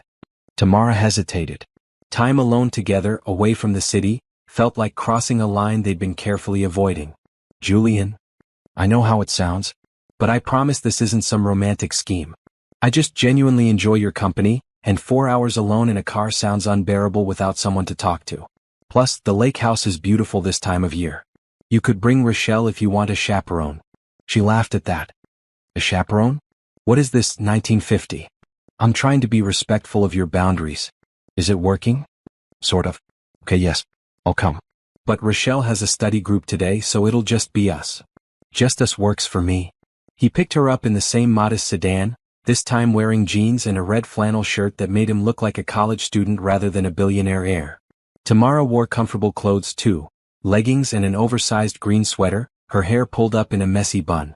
You look comfortable, Julian observed as she climbed into the car. That's the goal. You said 4 hours in a car. I dressed accordingly. The drive started easy. They talked about everything and nothing, comfortable silence punctuated by bursts of conversation. Julian told her about foundation progress, about the surprising support from some board members and the expected resistance from others. Tamara shared hospital stories, the triumphs and heartbreaks that came with nursing. An hour into the drive, they stopped at a gas station. Julian went inside to pay while Tamara filled the tank. She was replacing the gas cap when a woman approached her. Excuse me, the woman said, phone in hand. Aren't you that nurse? The one who helped Julian right when he ran from his wedding. Tamara's stomach dropped. I don't know what you're talking about. I saw you with him just now. I've been following the story online. There are theories that you two are secretly together, that you were the reason he left Vanessa Montgomery. Those theories are wrong. We're just friends. Can I get a picture? This would be huge for my social media. No. Please respect my privacy. The woman looked disappointed but backed off. Julian emerged from the gas station just as she walked away, immediately sensing something was wrong. What happened? Tamara explained as they got back in the car. Julian's jaw tightened with anger. I'm so sorry. I should have thought about this, about the possibility of being recognized. It's fine. She didn't take a picture. It's not fine. You should be able to exist in the world without strangers approaching you about my life. They drove in tense silence for a few minutes before Tamara spoke again. This is what it's going to be like, isn't it? If we stay friends, if we spend time together publicly. People recognizing us, making assumptions, spreading rumors. Yes, probably. Julian gripped the steering wheel tighter. I can't promise it won't happen. But I can promise I'll do everything in my power to protect your privacy. You can't control other people. No. But I can control myself. If this is too much, if being my friend brings more stress than joy, I'll understand if you want to step back. Tamara looked at his profile, at the tension in his shoulders, the guilt written across his face. She thought about the last 2 weeks, about how much lighter she'd felt having him in her life. About the perspective he brought, the way he challenged her assumptions and expanded her worldview. I don't want to step back, she said quietly. But I need to know this won't spiral. That my sister won't get harassed, that my coworkers won't start treating me differently, that my whole life won't become public property. I'll make sure it doesn't. Whatever I have to do. They stopped for lunch at a small diner similar to the one they'd visited on their first trip. This time nobody recognized them. They ate burgers and shared fries, the earlier tension gradually dissolving into their usual easy dynamic. Tell me about the lake house, Tamara said. What's it like? It's where we went every summer when I was a kid. Before my father got too busy, before Harrison and I got too caught up in preparing to inherit the business. It was the one place where we could just be a family without performance. Sounds nice. It was. My mother would make pancakes in the morning, Dad would take us fishing even though he was terrible at it, Harrison and I would swim until we were exhausted. Simple things. That's what you miss, isn't it? The simplicity. Yes. Everything in my world is complicated. Layered with agenda and image and calculation. Even charity is strategic. But at the lake house, things were just what they were. They arrived in early afternoon. The lake house sat at the end of a long driveway, surrounded by trees in their full autumn glory. The house itself was large but not ostentatious, built of warm wood with a wraparound porch and a dock extending into the clear lake water. "It's beautiful," Tamara breathed. "Come on. I'll show you around." Inside, the house felt frozen in time. Family photos covered the walls. Young Julian and Harrison fishing, Catherine and their father dancing at some formal event, all four of them building sandcastles on a beach somewhere. Everything was decorated simply, comfortably, with worn furniture and braided rugs that had clearly seen years of family life. "This feels more like a home than your mansion does," Tamara observed. "It is. We haven't been here much since Dad died. It hurts Mom too much, I think. All the memories." They found the documents Julian needed in his father's study, old charity files and foundation proposals that had never been implemented. While Julian sorted through papers, Tamara wandered the house, looking at photos, touching the spines of well-read books, feeling the echoes of family life that had once filled these rooms. In the living room she found a piano. She lifted the cover, pressed a few keys. They were slightly out of tune but still musical. "You play?" Julian had appeared in the doorway. "A little. My mom taught me before she died." "Will you play something?" Tamara sat at the bench and played a simple piece, one of the first her mother had taught her. Her fingers were rusty and she hit several wrong notes, but the music filled the space beautifully. "That was lovely," Julian said when she finished. "It was sloppy. It was real." "That's better." They made sandwiches from supplies Julian had brought, eating on the porch while looking out at the lake. The afternoon sun was warm despite the autumn chill, and everything felt peaceful in a way Tamara hadn't experienced in years. "I could see why you'd want to come here," she said. "To escape, to think, to just breathe." "It's different sharing it with someone," Julian admitted. "I've been here alone a few times since Dad died. It just felt empty. But with you here it feels alive again." The moment hung between them, heavy with unspoken meaning. Tamara felt her heart rate pick up. They were alone in a beautiful place, talking about feelings, looking at each other like people who wanted more than friendship. She stood abruptly. "We should probably head back soon. It's a long drive." "Right. Yes." Julian stood too, looking almost disappointed. "Let me just grab the files." On the drive home, the energy between them had shifted. Not awkward exactly, but charged. Where? Like they were both thinking about things neither was ready to say. "Thank you for coming today," Julian said as they hit the highway. "It meant more than you know. Thank you for inviting me. It's good to see where you came from, understand what you're trying to get back to." "Not trying to get back to. Trying to move forward to." "There's a difference." "What's the difference?" "Going back means trying to recreate something that's already gone. Moving forward means taking the good parts and building something new. Something better." Tamara considered that. "Is that what you're doing with the foundation? Taking the good parts of your family's legacy and building something better?" "That's the plan. Whether I succeed remains to be seen." Halfway home, Julian's phone rang through the car's speakers. Harrison's name appeared on the dashboard display. "I should take this," Julian said. "Harry never calls unless it's important." "Go ahead." Julian answered. "Hey, what's up? Where are you?" Harrison's voice was tight with stress. "Driving back from the lake house." "Why?" "Mom's in the hospital. She collapsed at a charity luncheon. Heart attack." The car swerved slightly as Julian's hands jerked on the wheel. "What? Is she okay?" "She's stable. They got her to the hospital fast. But Jules, you need to get here. She's asking for you." "I'm 2 hours out. I'm coming now." "Drive safe. But hurry." The call ended and Julian pressed harder on the accelerator. "Julian?" Tamara started. "I need to get there." "I know. But not if you're going to drive recklessly and end up in an accident yourself." He slowed slightly, hands shaking on the wheel. Tamara could see him trying to hold it together to stay focused, but the fear was eating at him. "Pull over," she said firmly. "What?" "No, I need to." "Pull over. I'm driving." Julian pulled into a rest area and they switched seats. Tamara took the wheel, navigating back onto the highway with calm competence. "Tell me about your mom," she said as she drove. "Good things. Happy memories." For the next 2 hours, Julian talked. About Catherine teaching him to read before he started school. About her laugh, which she didn't share often enough anymore. About how she'd sat by his bed every night when he had pneumonia at 8 years old, reading to him until he fell asleep. About her strength after his father died, holding the family together even when she was falling apart inside. Tamara listened, keeping them moving toward the hospital, occasionally reaching over to squeeze Julian's hand when his voice broke. They reached the city as full dark settled. Tamara drove straight to County Medical, where Harrison had said Catherine was being treated. Julian was out of the car before she'd even fully parked. "Go," she said. "I'll handle parking and catch up." He squeezed her hand once, hard, then ran toward the emergency entrance. Tamara parked the car and sat for a moment, hands on the wheel, processing. She barely knew Catherine right. The woman had sent investigators after her, disapproved of the friendship, made it clear Tamara wasn't welcome in their family. But she was Julian's mother, and Julian loved her desperately. That was enough. Inside the hospital, Tamara found the cardiac unit easily. She'd worked in this hospital long enough to navigate it blindfolded. The waiting area was small and private, clearly reserved for VIP patients. Julian stood with Harrison, both of them looking shell-shocked. "How is she?" Tamara asked quietly. "Stable," Harrison said. "Mild heart attack.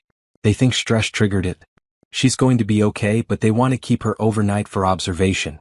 Julian just stood there, staring at the closed door to his mother's room. "Have you seen her yet?" Tamara asked. "No. They're running some final tests. Should be able to go in soon." He looked at Tamara and she saw tears on his face. "I've been so angry with her. For pushing the wedding, for judging my choices, for being unable to accept change. And now, she's your mom. Of course you're angry and scared and loving her all at once. That's how family works." A doctor emerged from Catherine's room, and Harrison immediately moved to speak with her. Julian stayed frozen in place. Tamara stood beside him, not touching, just present. "Thank you," he whispered. "For driving. For being here. For everything. Where else would I be?" The doctor finished talking to Harrison and approached them. "She's asking for both her sons. You can go in now." Julian looked at Tamara. "Will you?" "I'll be right here. Go be with your mom." He and Harrison disappeared into the room. Tamara sat in the waiting area, feeling strange and out of place. This was family business. She was just a friend. But Julian had wanted her there, had held her hand in the car, had needed her presence. That had to mean something. 20 minutes later, Harrison emerged alone. "She wants to see you," he said to Tamara. "Me? Why?" "No idea. But she specifically asked for the nurse my son brought with him." Harrison's expression was unreadable. Fair warning, mom's direct even when she's not recovering from a heart attack. Tamara's heart pounded as she entered the hospital room. Catherine Wright lay in the bed, looking smaller and more vulnerable than Tamara had imagined from Julian's descriptions. Monitors beeped softly. Julian sat in a chair beside the bed, holding his mother's hand. "Mrs. Wright," Tamara said softly. "I'm Tamara Brooks. I know who you are." Catherine's voice was weak but clear. "Julian won't stop talking about you. Tamara this, Tamara that. The wonderful nurse who showed him kindness." "Mom?" Julian started. "Hush. I'm not done." Catherine turned her focus to Tamara. "I had you investigated. I'm sure you know that. Julian told me to stop and I did, but not before I learned enough. Single mother to your sister since you were 26. Nursing degree you put yourself through while working 2 jobs. No criminal record, no scandals, no red flags. Just a good person trying to do right by her family. I hope that reassured you," Tamara said, unsure where this was going. "It terrified me." Catherine's eyes filled with tears. "Because it means you're real. Not some opportunist, not someone trying to use my son. Just a genuinely good person. And that means Julian's attachment to you is genuine too. Which means I can't dismiss this as a phase or rebellion." "Mom, you're supposed to be resting," Julian interjected. "I almost died today, Julian. If not now, when?" Catherine took a shaky breath. "I've been fighting against your choices because I was afraid. Afraid of losing control, afraid of the family changing, afraid of you getting hurt.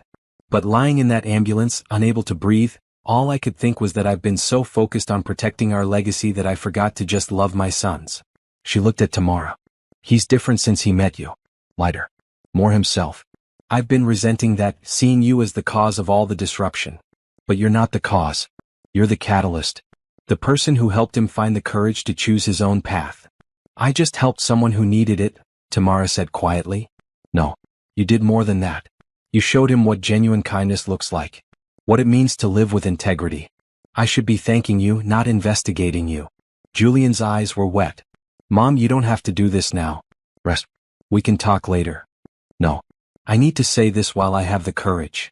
Catherine squeezed her son's hand. I'm sorry.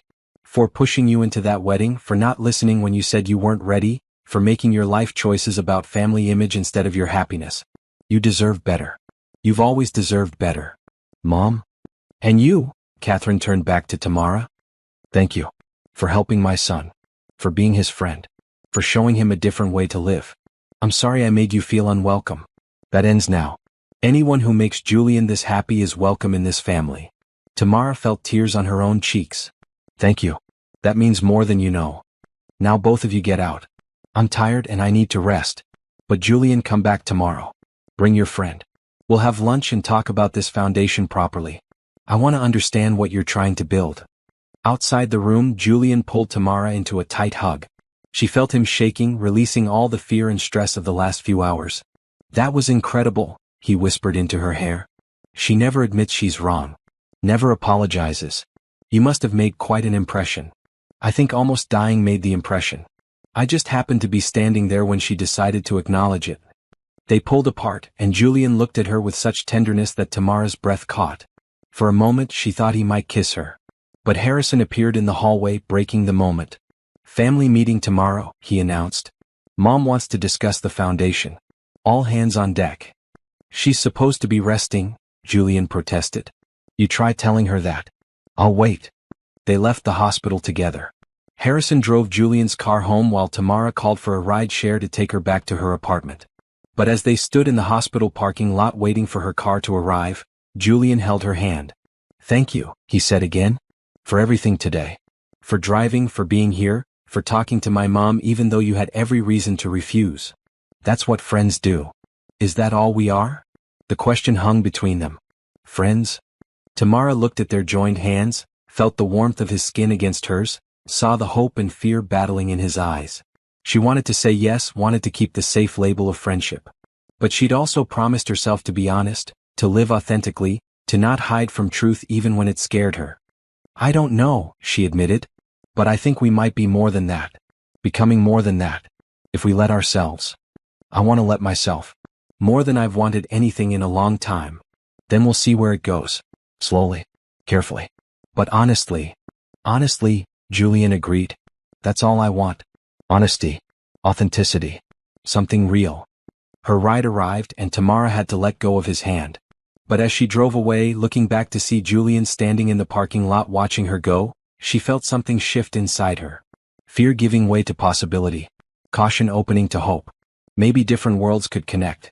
Maybe genuine feelings could bridge any divide. Maybe taking this risk, letting herself feel more than friendship for Julian Wright, wasn't reckless but brave. She'd find out soon enough. And somehow that uncertainty felt less terrifying than it had before. Because whatever happened next, they'd face it honestly. Together. The next morning, Tamara woke to 17 missed calls and 34 text messages. Her heart jumped, immediately thinking something had happened to Catherine or Julian. But as she scrolled through the notifications, she realized the problem was something else entirely. Someone had posted a photo from the hospital parking lot last night. Julian holding her hand. The two of them standing close, clearly in an intimate moment. The caption read, "Runaway groom and mystery nurse, more than friends?" The photo had been shared thousands of times. News outlets had picked it up. Speculation was everywhere. Her phone rang again. This time she answered. It was Jamie from work. "Have you seen the internet?" her friend asked without preamble. "I'm looking at it now. Girl, you're famous. Everyone's talking about you and Julian Wright. The whole hospital is buzzing. Mr. Peterson wants to see you when you come in." "What? This has nothing to do with work." "I know that. You know that. But there are reporters calling the hospital asking for comments. He's probably just doing damage control." After Jamie hung up, Tamara called Rochelle, who answered on the first ring. "Are you okay?" her sister asked. "I saw the photos. People are saying crazy things online." "I'm fine. It's just gossip. It'll blow over." "Tam, there are reporters outside our building. Mrs. Chen wouldn't let them in, but they're out there waiting." Tamara's stomach sank. This was exactly what she'd been afraid of. Her private life becoming public property, her world getting swallowed by Julian's. She called Julian immediately. He answered sounding exhausted. "I saw the photos," he said before she could speak. I'm so sorry. I'm having my security team handle it, trying to get the post taken down, issuing statements. There are reporters at my apartment building. What? No. That's completely out of line. She heard him moving, probably pacing. I'm calling my lawyer right now. We'll issue a cease and desist, threaten lawsuits for harassment, whatever it takes. Julian, stop. I'm not going to let them harass you and Rochelle. This is my fault for not being more careful. It's nobody's fault. But throwing lawyers and money at it might make it worse. Media loves a story where the rich guy tries to silence reporters. It becomes a bigger story. So what do? Tamara thought for a moment. We tell the truth. Simple, direct, boring truth. We're friends. We care about each other. That's it. No drama, no secrets, nothing interesting to speculate about. Will that work? Maybe. Or maybe people will keep making up stories anyway. But at least we'll have been honest. They crafted a simple statement together. Julian posted it on the right industry's social media accounts. Tamara Brooks is a friend who helped me during a difficult time. I'm grateful for her kindness and proud to know her. We ask that the media respect her privacy and that of her family. There is no scandal here, just two people navigating an unexpected friendship with honesty and care. Within minutes, the statement was everywhere. Reactions were mixed. Some people praised Julian for being direct. Others accused him of trying to hide a relationship. Conspiracy theorists spun elaborate tales about secret romances and family disapproval. But slowly the intensity started to die down. New stories emerged. A celebrity breakup, a political scandal, something else for the internet to obsess over. By afternoon, the reporters had left Tamara's building. Tamara went to work that evening, bracing herself for questions and stares. Mr. Peterson called her into his office as soon as she arrived. I want to be clear, he said, his expression kind. Your personal life is your business. But if this media attention continues, it could disrupt the hospital's operations. I need to know this is going to settle down. It will. Julian and I made a statement. The story's already losing steam. Good. Because you're an excellent nurse, and I'd hate to see your career impacted by circumstance beyond your control. It was a warning wrapped in support. Tamara heard it clearly. Keep your personal drama away from work, or there will be consequences. Her shift was busy enough that she didn't have time to dwell on the situation. But during her break, she checked her phone and found a text from an unknown number. This is Vanessa Montgomery. I'd like to talk to you if you're willing. No pressure. I just think we should have a conversation woman to woman. Tamara stared at the message for a long minute. Vanessa Montgomery. The woman Julian had almost married. The woman whose wedding he'd run from. What could she possibly want to talk about? She showed the message to Jamie, who was on break with her. Don't do it, Jamie advised immediately. It's a trap. She probably wants to yell at you or something. The message doesn't sound angry. That's what makes it suspicious. But Tamara's curiosity was piqued. She replied, okay. When and where? The response came quickly. Tomorrow afternoon? There's a cafe on 5th and Madison. I'll book a private room. Just us. Tamara agreed before she could second-guess herself. She told Julian about the meeting that night when he called to check on her. Are you sure that's a good idea? He asked, sounding concerned. Probably not. But I'm curious what she wants to say. Vanessa's not a bad person. But she's also used to getting what she wants, and I embarrassed her publicly. She might be looking for someone to blame. I can handle it. I know you can. But I don't want you to have to. Want me to come with you? No. If this is woman to woman, it needs to be just us. The next afternoon, Tamara arrived at the upscale cafe 5 minutes early. A staff member led her to a private room in the back, where Vanessa Montgomery was already waiting. Vanessa was exactly what Tamara had expected from seeing her photos.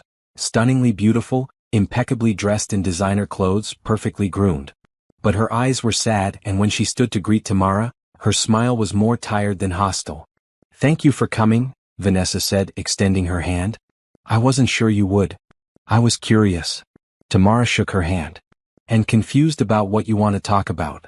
May I be brutally honest? Please. Vanessa gestured for Tamara to sit, and they settled into comfortable chairs with coffee the staff had already prepared. When Julian ran from our wedding, I was humiliated. Angry. I wanted someone to blame. When I heard about you, about how you'd helped him, I assumed you were the reason. The other woman. The secret love affair. I'm not. We're just friends. I know that now. I had you investigated too, I'm ashamed to admit. Everyone in our world has the same reflex. when something goes wrong, throw money at information. Vanessa paused, adding sugar to her coffee. But what I learned was that you're just a good person who helped someone in crisis. Nothing scandalous. Nothing interesting. Just kindness. So why did you want to meet me? To apologize. And to thank you. Tamara blinked. Thank me for what? For helping Julian find the courage to do what I couldn't. Walk away from a situation that was wrong for both of us. Vanessa's eyes filled with tears. I didn't love him. He didn't love me. Our families wanted the merger. We were both just going along with it because that's what was expected. But I was too afraid to say no. Julian was brave enough for both of us. He didn't do it to be brave. He did it because he was terrified of living a lie. That's what makes it brave. Vanessa wiped her eyes carefully, mindful of her makeup. Since the wedding disaster, my family's been furious. They demanded I issue statements, play the victim, make Julian look like the villain. But I couldn't. Because he set me free too. They talked for over an hour. Vanessa shared stories about the pressure she'd faced, the expectations placed on her since childhood. How every choice had been made for her, every path predetermined. She'd never been allowed to figure out what she actually wanted from life. I'm starting to now, Vanessa said. Figure it out, I mean. I started therapy. Told my parents I'm taking a year off from family business obligations. I might travel. I might go back to school. I might do nothing at all. The point is, I get to choose. That's wonderful, Tamara said, genuinely happy for her. It's terrifying. But it's mine. Vanessa looked at Tamara with something like envy. You've always had that, haven't you? Choice. Agency. The freedom to make your own decisions. I've had different kinds of freedom and different kinds of constraints. Money buys options, but it also creates its own prison. Very diplomatic. Vanessa smiled. But I see what you mean. We all have our struggles. Mine just come with better shoes. They laughed at that, the tension between them finally breaking completely. When they left the cafe, Vanessa hugged Tamara. Be good to him, she said. Julian, I mean. He deserves someone who sees him for who he is, not what he represents. We're just friends, Tamara repeated, but even she didn't fully believe it anymore. Sure you are. Vanessa's smile was knowing. Keep telling yourself that. Tamara reported back to Julian that evening, sitting on her apartment balcony with a cup of tea. The conversation with Vanessa had left her feeling strange, like she'd been given permission for something she hadn't realized she needed permission for. She apologized to you? Julian sounded amazed. And thank you? Both. She's starting to build her own life, make her own choices. She seemed lighter than I expected. Happier. Good. That's good. I worried about her, how the public humiliation would affect her. She's stronger than people probably give her credit for. They talked until Rochelle came home, then said goodbye so Tamara could make dinner. But as she cooked pasta and listened to her sister talk about her day, Tamara kept thinking about what Vanessa had said, be good to him. The assumption that they were more than friends. The gentle warning to treat Julian's heart carefully. Did everyone see something between them that they were still pretending didn't exist? The following week brought new challenges. Julian's foundation was officially launching in 3 months, and the work was consuming. He'd assembled a small team, Rochelle as youth consultant, 3 experienced nonprofit professionals and Patricia Anderson as an advisor. They met twice a week at the right building, and Tamara occasionally joined them when her schedule allowed. Catherine, recovered from her heart attack but ordered to take it easy, started attending meetings as well. True to her word, she was welcoming to Tamara now. Not warm exactly but respectful. She asked Tamara's opinion on community needs, listened when she spoke about healthcare access, treated her like a valued voice rather than an unwelcome intruder. Mom's really trying, Julian observed after one meeting. They'd stayed late to finalize some documents, and now they were alone in the conference room overlooking the city. She is. I appreciate it. She told me something the other day. Julian looked out the window, city lights twinkling below. She said watching me with you reminds her of how she was with my father at the beginning. When they were just 2 people falling in love, before the business and society and expectations complicated everything. Tamara's heart skipped. Julian? I know. We're just friends. But Mom sees what everyone else sees. What I've been trying not to see because I didn't want to pressure you or complicate things. He turned to face her. I'm falling for you, Tamara. Maybe I already have. And I need to be honest about that even if you don't feel the same way. I didn't say I don't feel the same way. You didn't say you do either. Tamara stood, walking to the window to stand beside him. The city spread out below them, millions of lives being lived, millions of stories unfolding. Somewhere down there, people were falling in love, taking risks, choosing hope over fear. "I'm scared," she admitted. "Of what this could become, of how complicated it could get. Of losing myself in your world or dragging you down into mine. Of hurting Rochelle if this doesn't work out. Of disappointing your family again. Of public attention and media scrutiny and everyone having opinions about our lives. Those are all reasonable fears. But I'm also scared of not trying. Of walking away from something real because I'm too afraid to take the risk. Of looking back in 5 years and wondering what might have been if I'd been braver." Julian reached for her hand, the same way he had in the hospital parking lot. "So what do? We stop pretending we're just friends. We acknowledge what's happening between us. And we see where it leads, slowly and carefully but truthfully. I can work with that." He leaned down and Tamara rose on her toes and they kissed for the first time. Soft and careful, a question being asked and answered. When they pulled apart, both were smiling. "That was worth all the complications," Julian whispered. "Let's hope we still think so in a few months." They left the right building together, hand in hand, no longer hiding. Tomorrow would bring new challenges. Tamara knew that. Her co-workers would talk. Catherine might have second thoughts. The media might start speculating again. Rochelle would want details. Nothing about this would be simple. But as they walked through the city streets, just two people choosing to be honest about their feelings, simplicity felt overrated anyway. Sometimes the best things in life were complicated, messy, uncertain. Sometimes taking the risk was what made it worthwhile. And as Julian hailed a cab to take her home, kissing her one more time before she climbed inside, Tamara felt something she hadn't felt in years, pure, uncomplicated hope. The rest would be details. The rest they'd figure out together. The car broke down on a Thursday afternoon, 3 weeks after their first kiss. Julian and Tamara had been driving to visit Patricia at the bookstore, planning to discuss foundation outreach strategies. One moment everything was fine. The next, the engine made a horrible grinding sound and the car coasted to a stop on the shoulder of a quiet country road. "Well," Julian said, staring at the dashboard. "This is unfortunate." Tamara tried not to laugh. "You've never dealt with car trouble, have you?" "I've always had drivers. Or Harrison handled it. Or there was a service I called." He looked genuinely bewildered. "What do? We call a tow truck and wait. Welcome to real-life problems." They ended up at Betty's Auto Repair, a small shop in a town called Millbrook. Betty herself came out to look at the car, a woman in her 60s with steel gray hair and grease-stained overalls. She listened to the engine, poked around under the hood, then delivered her verdict. "Timing belt. Maybe some other damage too. I'll need to keep it overnight. Maybe 2 nights. We're 3 hours from home," Tamara said. "Is there a rental car place nearby?" "Closed on Thursdays. Opens tomorrow morning." Betty wiped her hands on a rag. "There's a decent motel up the road. Clean sheets, hot water, TV works most of the time. You could do worse." So they found themselves checking into the Millbrook Motor Lodge, a place that had probably been nice in 1975 and was now just clean and functional. The clerk, a young man named Danny, did a double take when he saw Julian. "You're that guy," he said. "The one who ran from his wedding." "That's me." Julian sighed. "Though I'd prefer to be known for something else." "Cool. We don't get many famous people here." Danny handed them a key. "Room 12. It's got a great view of the parking lot."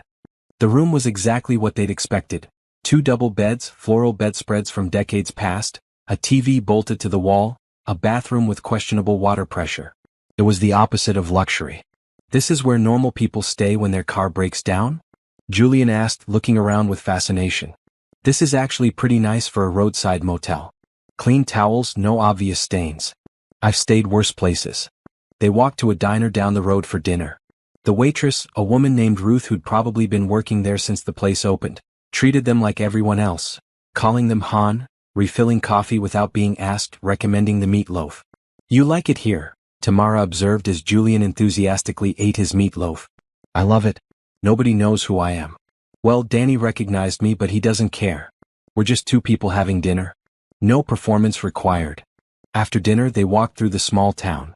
Millbrook had one main street with a handful of shops. A hardware store, a bakery, a post office, a library. Everything was quiet and simple. A few people said hello as they passed. One older couple smiled and said, "Nice evening for a walk." Back at the motel, they sat on the curb outside their room, watching the sun set over the parking lot. It wasn't romantic by traditional standards. But something about the ordinariness of it felt perfect. "Can I tell you something?" Julian asked. "Something I haven't told anyone else?"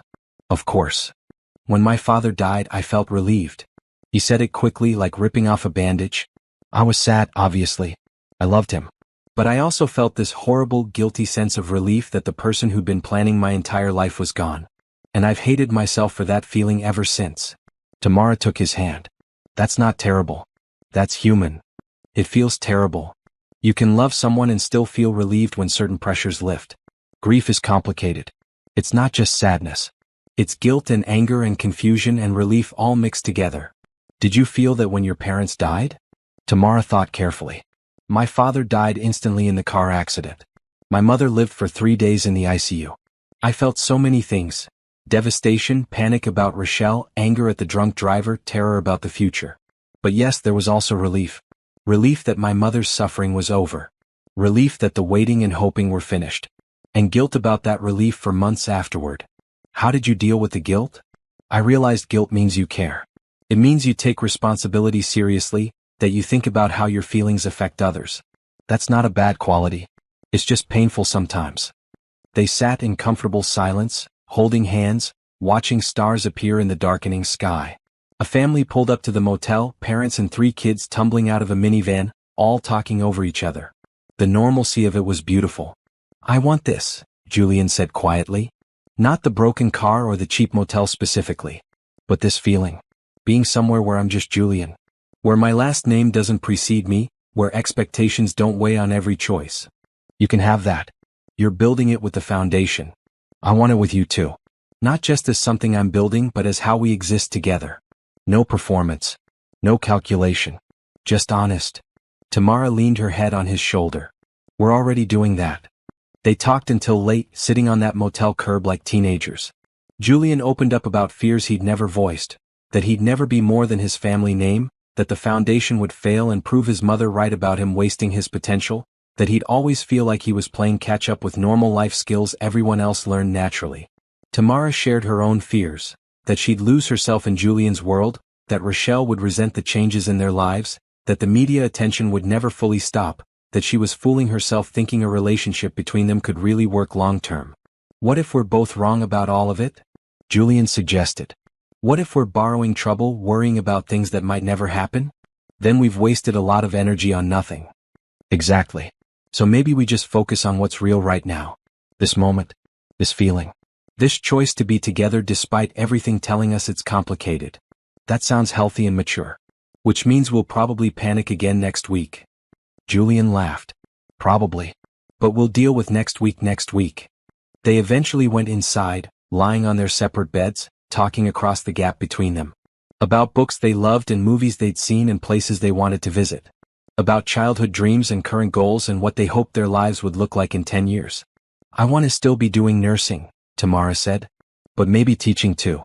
Helping train new nurses, passing on what I've learned." "That's perfect for you. You're a natural teacher. What about you? Where do you see yourself?" "Honestly, I see myself running the foundation. Making real change happen.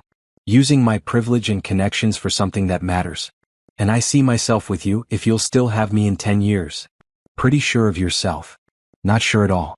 Just hopeful." They fell asleep eventually, exhausted by the day and the emotions. When Tamara woke in the early morning, dawn light filtering through thin curtains, Julian was sitting up in his bed watching her. "That's creepy," she mumbled, half asleep. "Sorry? I've just been thinking." "About what?" "About how I used to think happiness required everything being perfect. The right job, the right partner, the right life circumstances all aligning. But lying here in this mediocre motel room with you asleep across from me, I realized I was wrong. Happiness is choosing someone and having them choose you back. Everything else is just details." Tamara sat up, fully awake now. "That's very romantic for someone who's never been in real love before." "Who says I haven't been?" "Julian, right, are you telling me you're in love with me?" He met her eyes. "I'm telling you I'm falling. Fast. And I've stopped fighting it." She should have felt scared. This was moving fast, maybe too fast. They'd only known each other 2 months. Only been actually dating for 3 weeks. But looking at him in the morning light, vulnerable and honest, and here she felt something click into place. I'm falling too, she admitted. Which is terrifying. We can be terrified together. Betty called around noon. The car needed more work than she'd thought, but she could have it ready by late afternoon. They spent the day exploring Millbrook, which took all of 2 hours. They visited the library, where the librarian gave them both recommendations without recognizing Julian. They bought fresh bread from the bakery.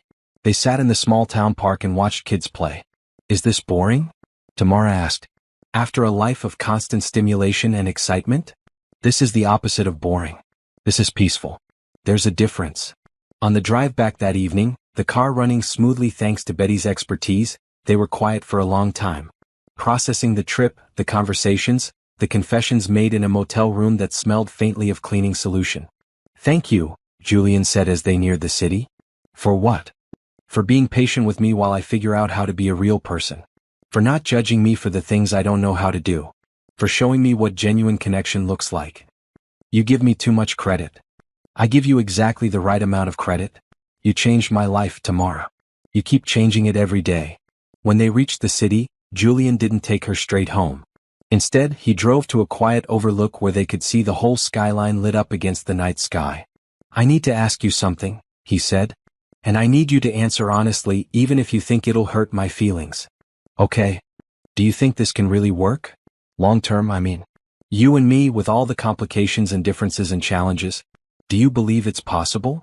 Tamara looked at the city lights, thinking about her answer. A month ago she would have said no immediately. Different worlds didn't mix.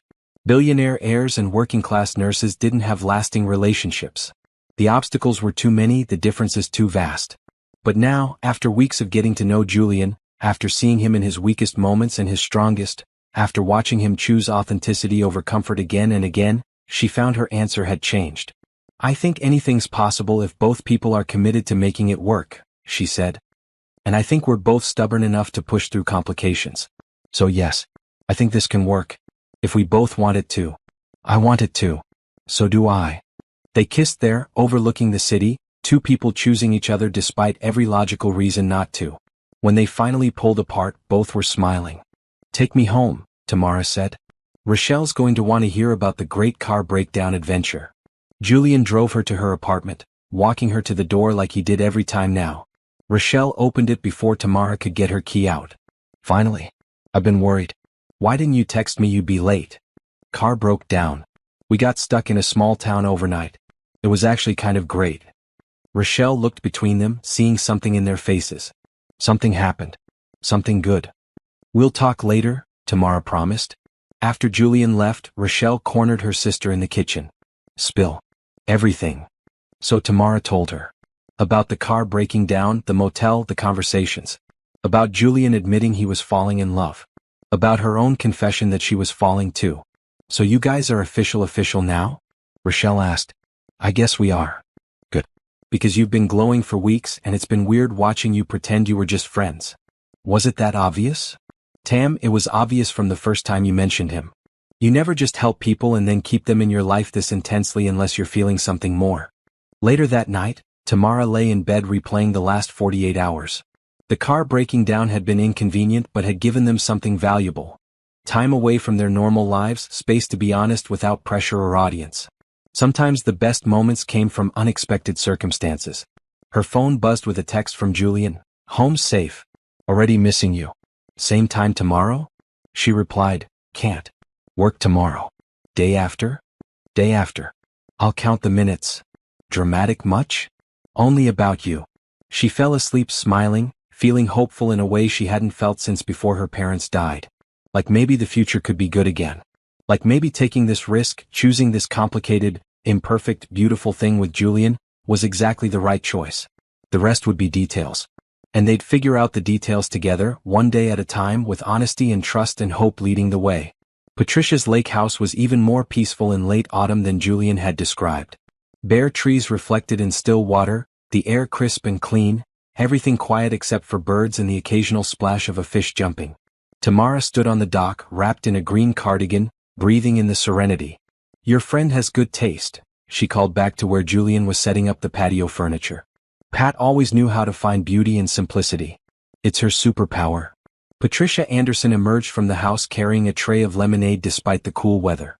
If you're going to discuss me, at least say nice things, she teased. They'd driven up Friday afternoon, planning to spend the weekend working on foundation strategy. Patricia had offered her lake house as a retreat space, somewhere they could focus without city distractions. Catherine had approved, surprisingly, saying a weekend away might help Julian get perspective before the foundation's official launch in 6 weeks. Tamara had been nervous about the trip. A weekend away with Julian felt significant, a step toward something more serious. But Rochelle had practically pushed her out the door. Go. Have fun. Don't overthink everything for once in your life. Now, settling into chairs on Patricia's patio with lemonade and laptops, Tamara felt herself relaxing. This was good. The three of them worked well together. Julian with his business vision, Patricia with her legal expertise, Tamara with her ground-level understanding of community needs. Okay, Patricia started. 6 weeks until launch. Let's talk about what's still missing. They spent hours reviewing plans. The foundation would focus on 3 areas: healthcare access, education support, and small business development. Each area had dedicated staff, clear goals, measurable outcomes. On paper, everything looked perfect. But something's bothering you, Patricia said to Julian. I can tell. What is it? Julian set down his laptop. I'm worried we're just becoming another rich person's charity. All structure and strategy but no soul. We'll write checks and feel good about ourselves while staying safely distant from actual problems. That's why you have people like me involved, Tamara pointed out. To keep you connected to reality. I know. But I'm one person making decisions about communities I don't really understand. How is that better than the system I criticized? Patricia leaned back in her chair, thinking. You're asking the right question. Most people in your position never get there. They just assume their money and education make them qualified to solve problems they've never experienced.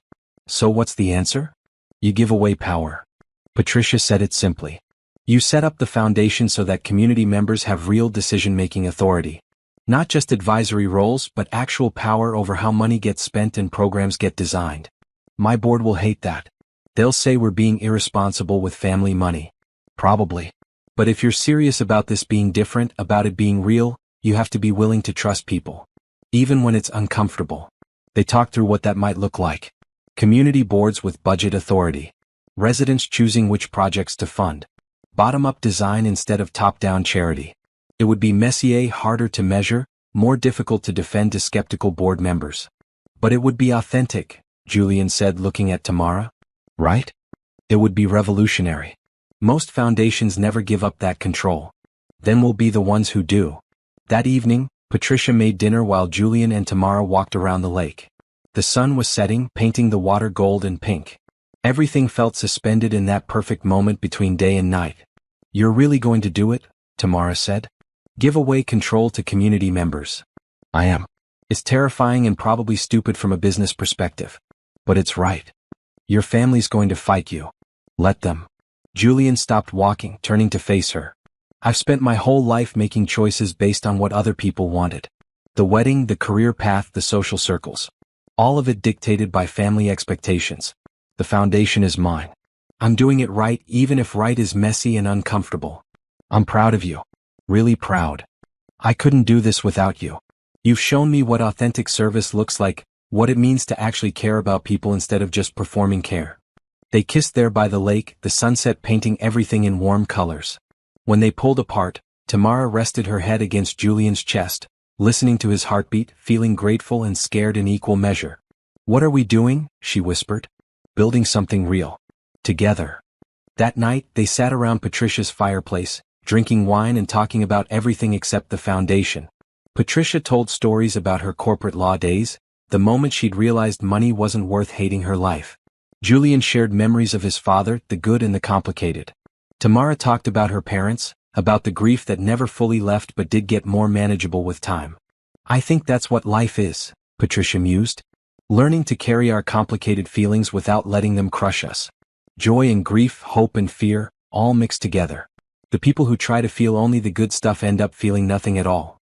That's dark, Julian observed. That's honest. And honesty is what we're going for, right? The next morning, Tamara woke early and went for a run around the lake. The air was cold enough that her breath came out in clouds, but the exercise felt good. She'd been so busy with work and Julian and helping with the foundation that she'd neglected her own routines. When she got back, Patricia was making breakfast and Julian was on the phone on the porch, his voice tense. Tamara caught the end of the conversation. I don't care if the board has concerns. This is my foundation and my choice. Pause. No, Mother, I'm not being reckless. I'm being intentional about doing things differently. Another pause. I'll explain everything when I get back. But my decision stands. He hung up, leaning heavily on the porch railing. Tamara joined him, handing him coffee. Catherine found out about the community power-sharing plan? She guessed.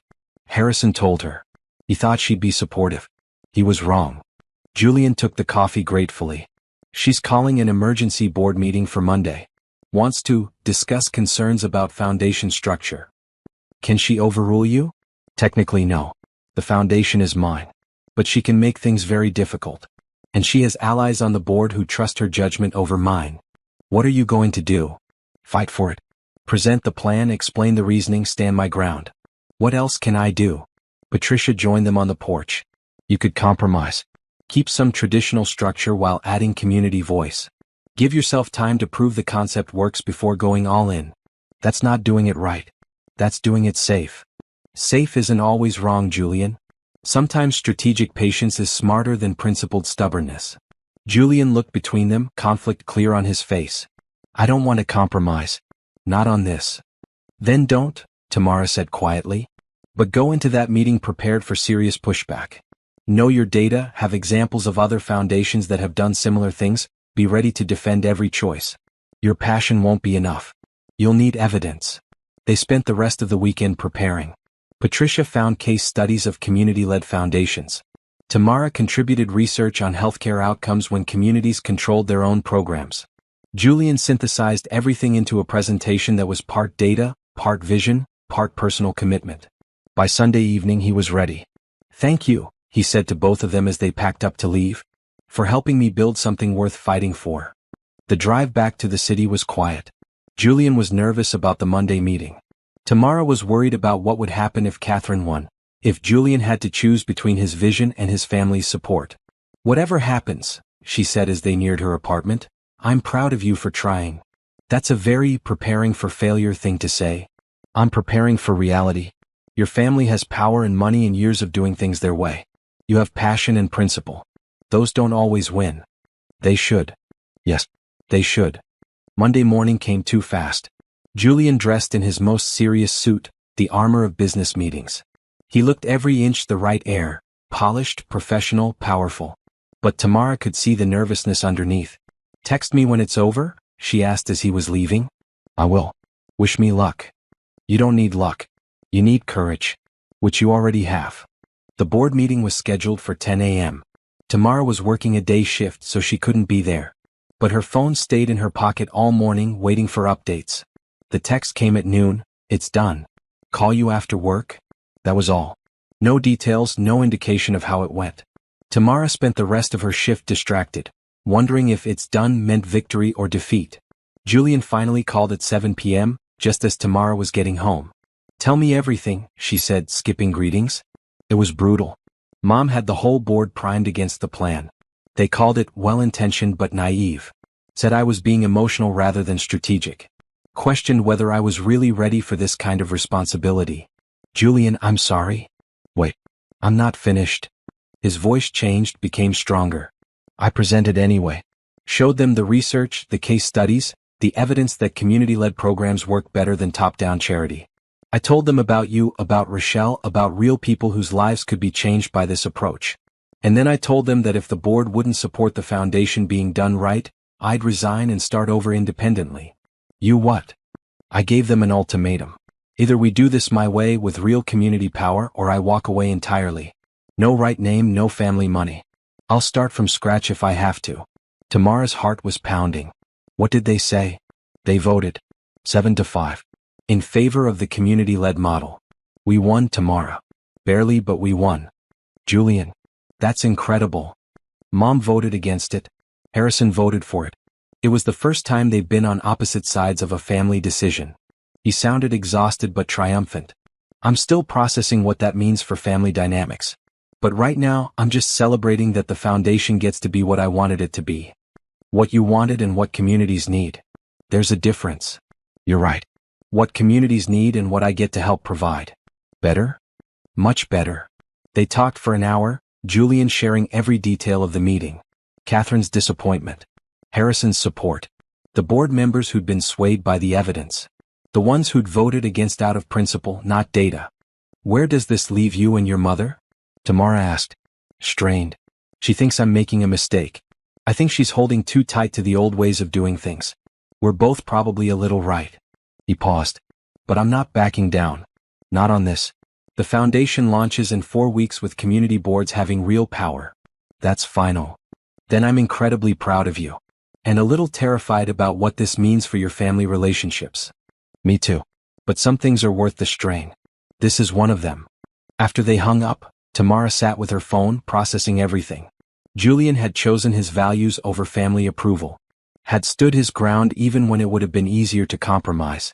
Had risked real consequences to do things right. That kind of courage was rare. It made her love him more and worry more in equal measure. Because standing up to family once was hard. Doing it consistently, maintaining boundaries while preserving relationships, would be the real test. But for tonight, they could celebrate the victory. Tomorrow would bring new challenges. But they'd face those together, with honesty and hope leading the way. 4 weeks passed in a blur of activity. The foundation launch was imminent, and Julian was working 12-hour days. Tamara helped when she could, squeezing in meetings between shifts, offering perspective on community outreach plans, supporting Julian when the pressure got overwhelming. Catherine remained distant but civil. She'd accepted the board's decision but hadn't forgiven Julian for pushing so hard. Family dinners were tense, conversations careful. Harrison mediated, trying to keep peace between his mother and brother. Give her time, Harrison kept saying. She's adapting. It's just hard for her. The night before the launch, Julian couldn't sleep. He called Tamara at 2 a.m., apologetic but desperate for connection. I'm sorry for waking you, he said. I just needed to hear your voice. Talk to me. What's going on in your head? What if I've made a huge mistake? What if giving communities this much power backfires? What if people make bad decisions with the funding? What if I've just created an expensive disaster that proves Mom right? Julian breathed. You're catastrophizing. Am I? Or am I being realistic about the risks? Tamara sat up in bed, fully awake now. Listen to me. Yes, there will be mistakes. Yes, some decisions won't work out perfectly. But that's true of any approach. At least this way, communities are learning and growing and taking ownership. That's worth more than perfect efficiency. You really believe that? I do.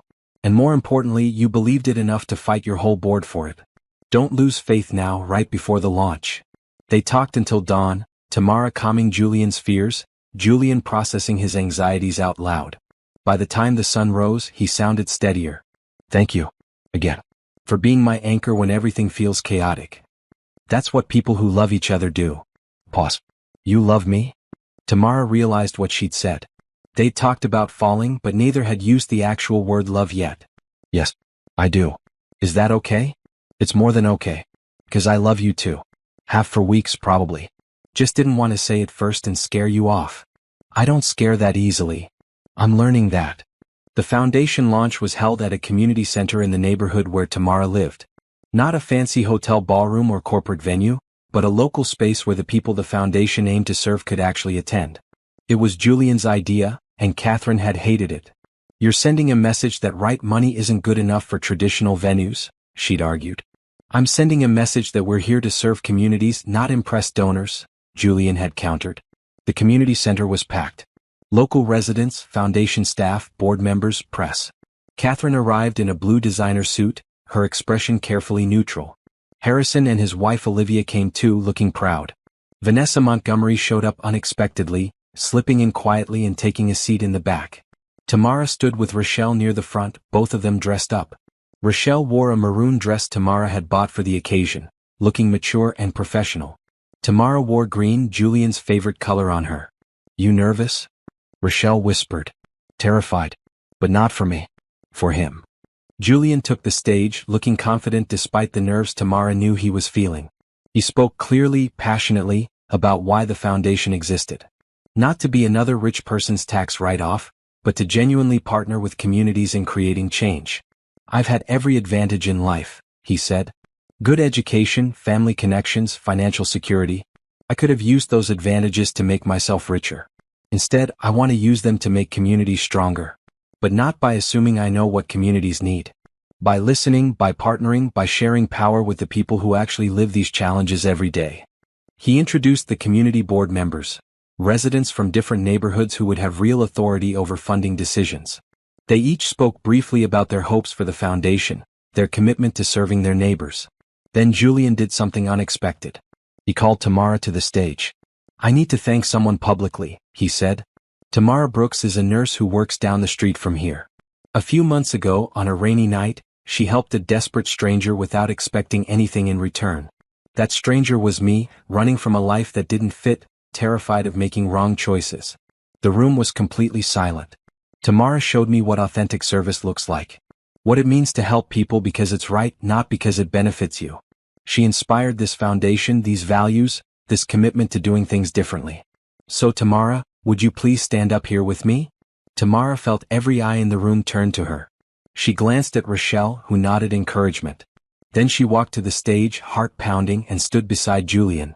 "Thank you," Julian said to her, voice soft but amplified by the microphone. "For changing my life. For believing in this vision. For reminding me what really matters." He kissed her then in front of everyone. His family, the board, the press, the community. A declaration that whatever they had wasn't secret or shameful, but real and worth celebrating. When they pulled apart, the room erupted in applause. Tamara's face was hot, embarrassed and thrilled at once. She caught Catherine's expression, not happy but not hostile either.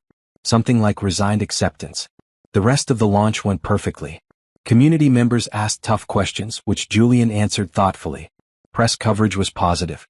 Board members mingled with residents, some looking uncomfortable, others genuinely engaged. Vanessa approached Tamara during the reception. "That was quite a public declaration," she said with a smile. "I had no idea he was going to do that." "Of course not. That's what makes it romantic." Vanessa glanced toward where Julian was talking with community leaders. "He's different now. Lighter. That's because of you. He's different because he chose to be." "True. But you made him believe the choice was possible." Vanessa squeezed Tamara's hand. "Be good to each other. You both deserve happiness." After the official launch ended, there was a smaller dinner for family and close friends. Catherine presided over the meal with formal courtesy, treating Tamara with cool politeness. It wasn't warmth, but it wasn't hostility either. Progress, Tamara supposed. Harrison pulled Julian aside during dessert. Tamara saw them talking intently by the windows, Harrison's hand on Julian's shoulder. When Julian returned to the table, he looked lighter. "What did Harrison say?" Tamara asked later, when they finally had a moment alone on the community center's back patio. "He told me Dad would have been proud. That I'd found my own path instead of just following his.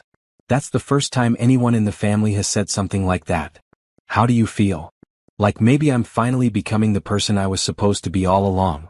They stood together watching the city lights, the noise of the dinner party fading behind them.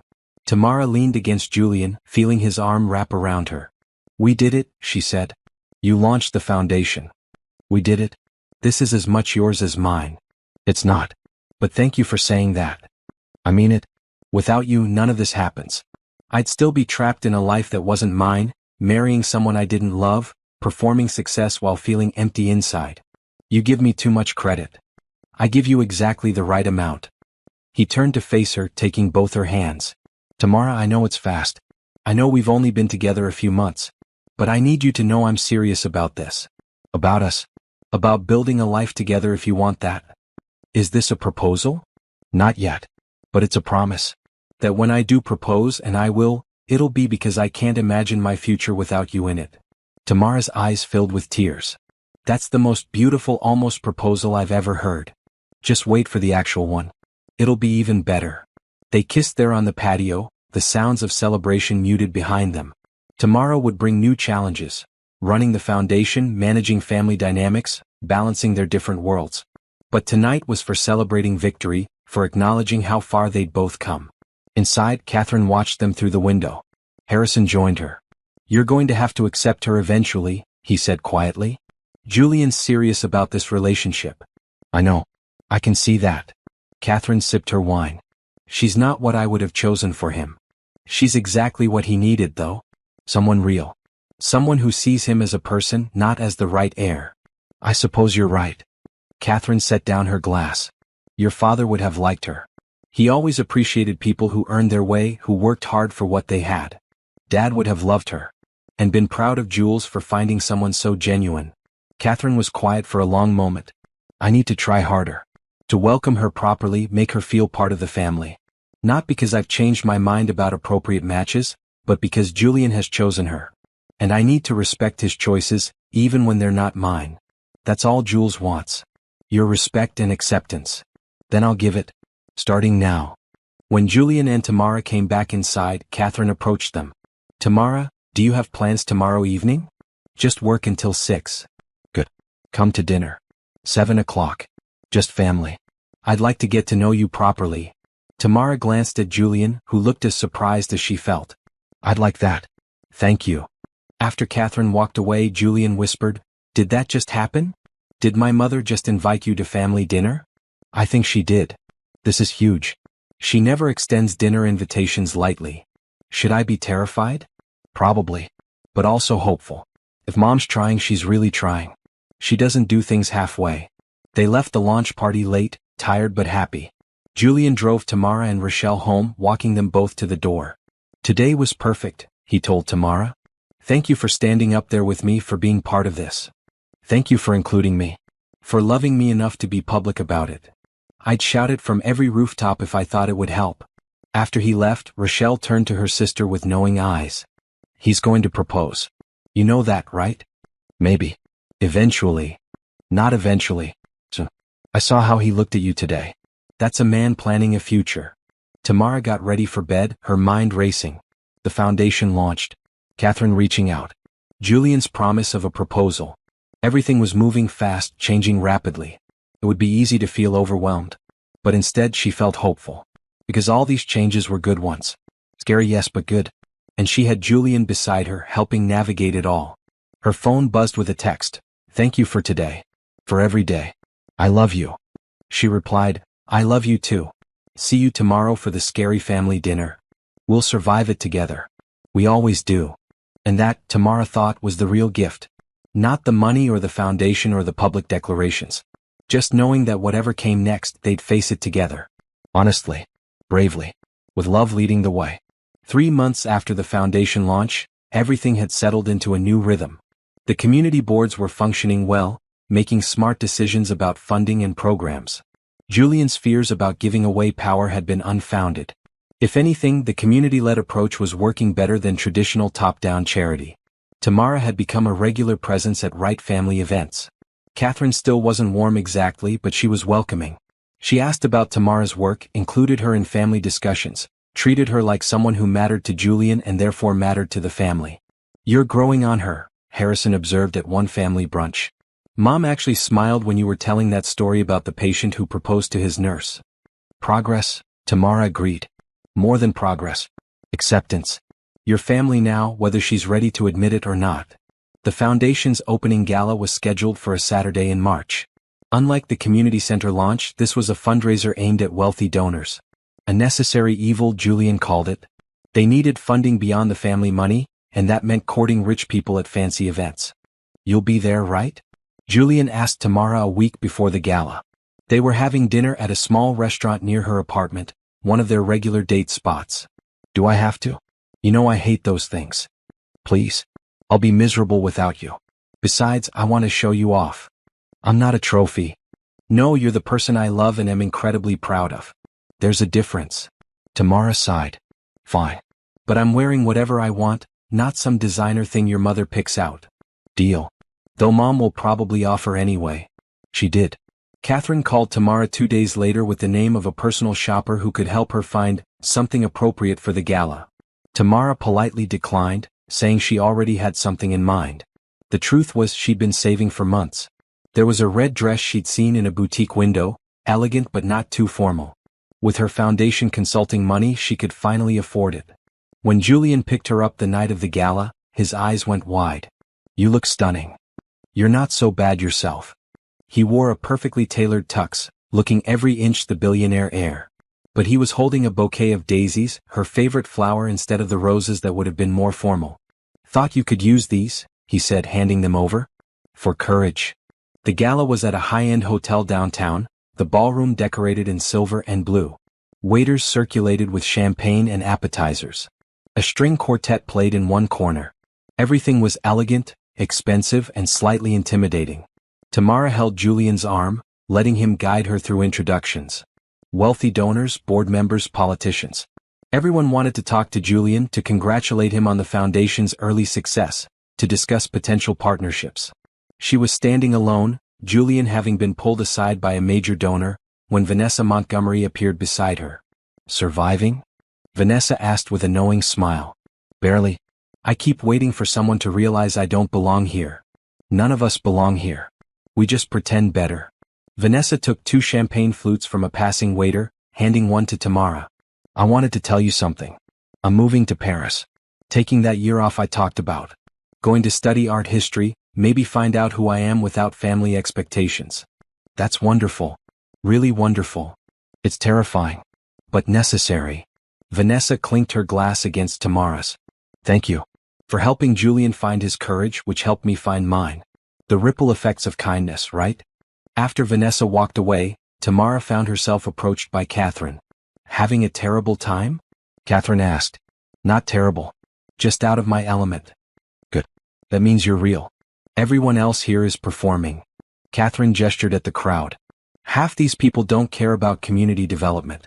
They're here because it's fashionable to support Julian's foundation. But you're here because you care about him. That matters more. Thank you. That means a lot coming from you. I haven't always been welcoming. I'm working on that. Catherine paused. My son is happier than I've ever seen him. You did that. I may not have chosen you for him, but he chose you. And he chose well. Before Tamara could respond, Catherine moved away back to her hostess duties. But something had shifted. Not just acceptance, but genuine approval. Halfway through the gala, Julian found Tamara on a balcony, taking a break from the crowd. The night air was cool, the city spread out below them. There you are. I've been looking everywhere. Needed air. And a break from making small talk with people who have more money than my entire neighborhood combined. Fair. Want to leave early? We've raised enough money. Nobody would miss us. Actually, I'm okay. I just needed 5 minutes. They stood together in comfortable silence, watching traffic move far below. Inside, the gala continued, music and laughter spilling through the open doors. Tamara, Julian said suddenly. Close your eyes. Why? Just trust me. Close them. She did, feeling Julian move away from her. When he spoke again, his voice came from a different angle. Okay. You can open them. Julian was kneeling. In his hands was a small velvet box. Oh my God, Tamara whispered. I know it's fast. I know we've only known each other 8 months. But I also know I want to spend every day for the rest of my life with you. You've made me braver, better, more authentically myself than I've ever been. You've shown me what real love looks like, what it means to choose someone and keep choosing them every single day. He opened the box. Inside was a ring, not huge and ostentatious, but beautiful and elegant. Tamara Brooks, will you marry me? Tears streamed down Tamara's face. Yes. Absolutely yes. Julian stood, sliding the ring onto her finger, then kissing her deeply. Behind them, Tamara heard a gasp and turned to see Catherine and Harrison standing in the balcony doorway. They'd witnessed the proposal. Congratulations, Catherine said, and this time her smile was genuine. Welcome to the family. Officially. Harrison pulled out his phone. Mom, we need to tell everyone. This is huge. Let them have their moment first, Catherine said, unusually gentle. The announcement can wait 5 minutes. But of course word spread instantly.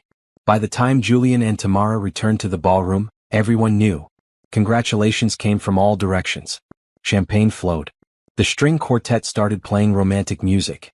Rochelle, who'd been attending as Tamara's guest, pushed through the crowd to hug her sister. You're getting married, she said, crying happy tears. Mom and Dad would be so happy for you. They would, Tamara agreed, her own tears starting fresh. And I get a rich brother-in-law who'll pay for law school. Rochelle? I'm kidding. Mostly. She hugged Tamara again. I'm so happy for you. He's a good man. He'll take care of you. We'll take care of each other. That's what partnerships are. The rest of the night passed in a blur. Dancing, toasts, plans being made. Harrison promised to throw them an engagement party. Catherine offered to help with wedding planning if they wanted. Patricia sent a text. About time. When's the wedding? I'm officiating. At midnight, Julian and Tamara escaped to his car, exhausted but ecstatic. That went well, Julian said as he drove toward Tamara's apartment. You proposed in front of your entire donor base. I proposed in front of people who care about us. There's a difference. At her apartment building, Julian walked her to the door, the same ritual they'd done for months. But tonight felt different. This wasn't just a boyfriend dropping off his girlfriend. This was a fiancé saying goodnight to his future wife. I can't believe you're going to marry me, Julian said. I can't believe you asked. Actually, I can. You're nothing if not bold when you believe in something. I believe in us. More than anything. They kissed goodnight, Tamara's ring catching the streetlight and sparkling. Inside the apartment, Rochelle was waiting up. Show me the ring properly, she demanded. Tamara held out her hand and they both stared at it. The ring was beautiful, a sapphire surrounded by small diamonds. He picked well, Rochelle observed. He did. He really did. So when's the wedding? Can I be maid of honor? Are we going to have to move to the right mansion? Is my college debt completely covered now? Slow down. We just got engaged. We haven't planned anything yet. But we're going to be okay, right? You getting married doesn't mean you'll forget about me? Tamara pulled her sister into a tight hug. Never. You're my family. Julian marrying me means he's marrying into our family. Nothing changes that. That night, Tamara lay in bed, unable to sleep despite exhaustion. She kept looking at her ring, at this physical symbol of promises made. 8 months ago, she'd helped a desperate stranger in the rain. Now she was engaged to that stranger, planning a future she'd never imagined. Her phone buzzed. I know you're not asleep. Neither am I. Too excited. She replied, what have we done? Started the rest of our lives. Scared. Terrified. And happy. Both at once. That's how you know it's real. The best things in life are terrifying and beautiful together. When did you get so wise? When I met you. You taught me to be brave. Pretty sure you taught me that. Then we taught each other. Even better. The next few weeks were a whirlwind. Engagement announcements in society pages, much to Tamara's discomfort. Congratulations from everyone who'd followed their story. Offers to host the wedding from venues that wanted the publicity. We should do it at the lake house, Julian suggested one evening. They were having dinner with Harrison and Olivia, discussing wedding plans. Small ceremony, just family and close friends. Somewhere that actually means something to us. Mom will want something bigger, Harrison warned. More formal. Rites always have big weddings. This rite is doing it differently. If people want to celebrate with us, they can come to the reception in the city afterward. But the actual wedding should be intimate. Catherine pushed back as expected, but Julian stood firm. The wedding would be at the lake house in June, small and meaningful. The reception would be large and formal, satisfying society expectations. Compromise. Tamara spent her days working at the hospital, her evenings planning a wedding and helping run the foundation. It should have felt overwhelming, but instead it felt right. Busy but purposeful. Challenging but meaningful. One evening, she and Julian visited the lake house to scout locations for the ceremony. Standing on the dock where they'd kissed months before, watching the sunset paint the water gold, everything felt perfect. Right here, Tamara said. This is where we should get married. On the dock. By the dock. Overlooking the water. Where everything feels peaceful and real. I love it. Simple and honest. Very us. They sat on the dock's edge, feet dangling above the water, watching the sun disappear behind trees. Julian? Yeah. Thank you. For finding me that rainy night. For letting me help you. For being brave enough to choose your own path. Thank you for helping me. For not walking past a desperate stranger. For taking a risk on someone you had every reason to avoid. Best risk I ever took. Best rainy night of my life. They laughed at that, at the absurdity of how they'd met, at how a moment of crisis had turned into love. 3 months later, on a perfect June afternoon, they stood on that same dock surrounded by the people who mattered most. Rochelle as maid of honor, Harrison as best man, Catherine watching with genuine happiness, Patricia officiating with words about courage and authenticity and choosing love over fear. The ceremony was simple. No elaborate decorations, no expensive flowers, no performance. Just two people promising to build a life together, to stay honest and brave and committed through whatever came next. I promise to see you clearly, Julian said when it was time for vows. Not as a symbol of something I'm trying to achieve, but as the remarkable person you are. I promise to support your dreams, protect your autonomy, and love you with the same authentic kindness you've always shown me. I promise to believe in you, Tamara responded. Even when you doubt yourself. I promise to challenge you when you need challenging and support you when you need support. I promise to build a life with you that's honest, purposeful, and full of love. Patricia pronounced them married, and they kissed while their small crowd cheered. No media, no society pressure, no performance. Just pure celebration. The reception that evening in the city was everything Catherine had wanted. Elegant, formal, perfectly executed. But Julian and Tamara danced like they were still on the dock in their own world, building something beautiful together. We did it, Tamara whispered during their first dance. We're just getting started. And they were. The foundation kept growing, making real differences in communities. Julian found his purpose. Tamara continued nursing while also teaching and consulting. Rochelle excelled at law school. Catherine gradually warmed into a real relationship with Tamara. It wasn't perfect. There were challenges, conflicts, moments when their different worlds clashed. But they faced everything together with honesty and courage and love. Years later, when people asked Tamara how she and Julian had made their unlikely relationship work, she always said the same thing. We chose each other. Every single day we kept choosing each other. That's what love is. Not just a feeling but a choice. And we chose well. Julian would add, and it all started with kindness. Tamara saw someone in need and helped, expecting nothing in return. That simple act of compassion changed both our lives. Never underestimate the power of helping people. Their story became something of a legend in both their worlds. The nurse and the billionaire, the rainy night that started everything, the choice to build something real instead of something easy. And whenever Julian told the story, he'd always end the same way. She helped a wayfarer in the rain. Then learned he was a millionaire groom fleeing his own wedding. But none of that mattered as much as what came after. Two people choosing honesty, building trust, and finding love in the most unexpected place. Sometimes the best things in life start with saying yes to helping someone, even when you have every reason to say no. Tamara would smile and squeeze his hand, and they'd look at each other the way they had that first night, with recognition, gratitude, and hope for everything still to come. Because their story wasn't really about wealth or weddings or dramatic escapes.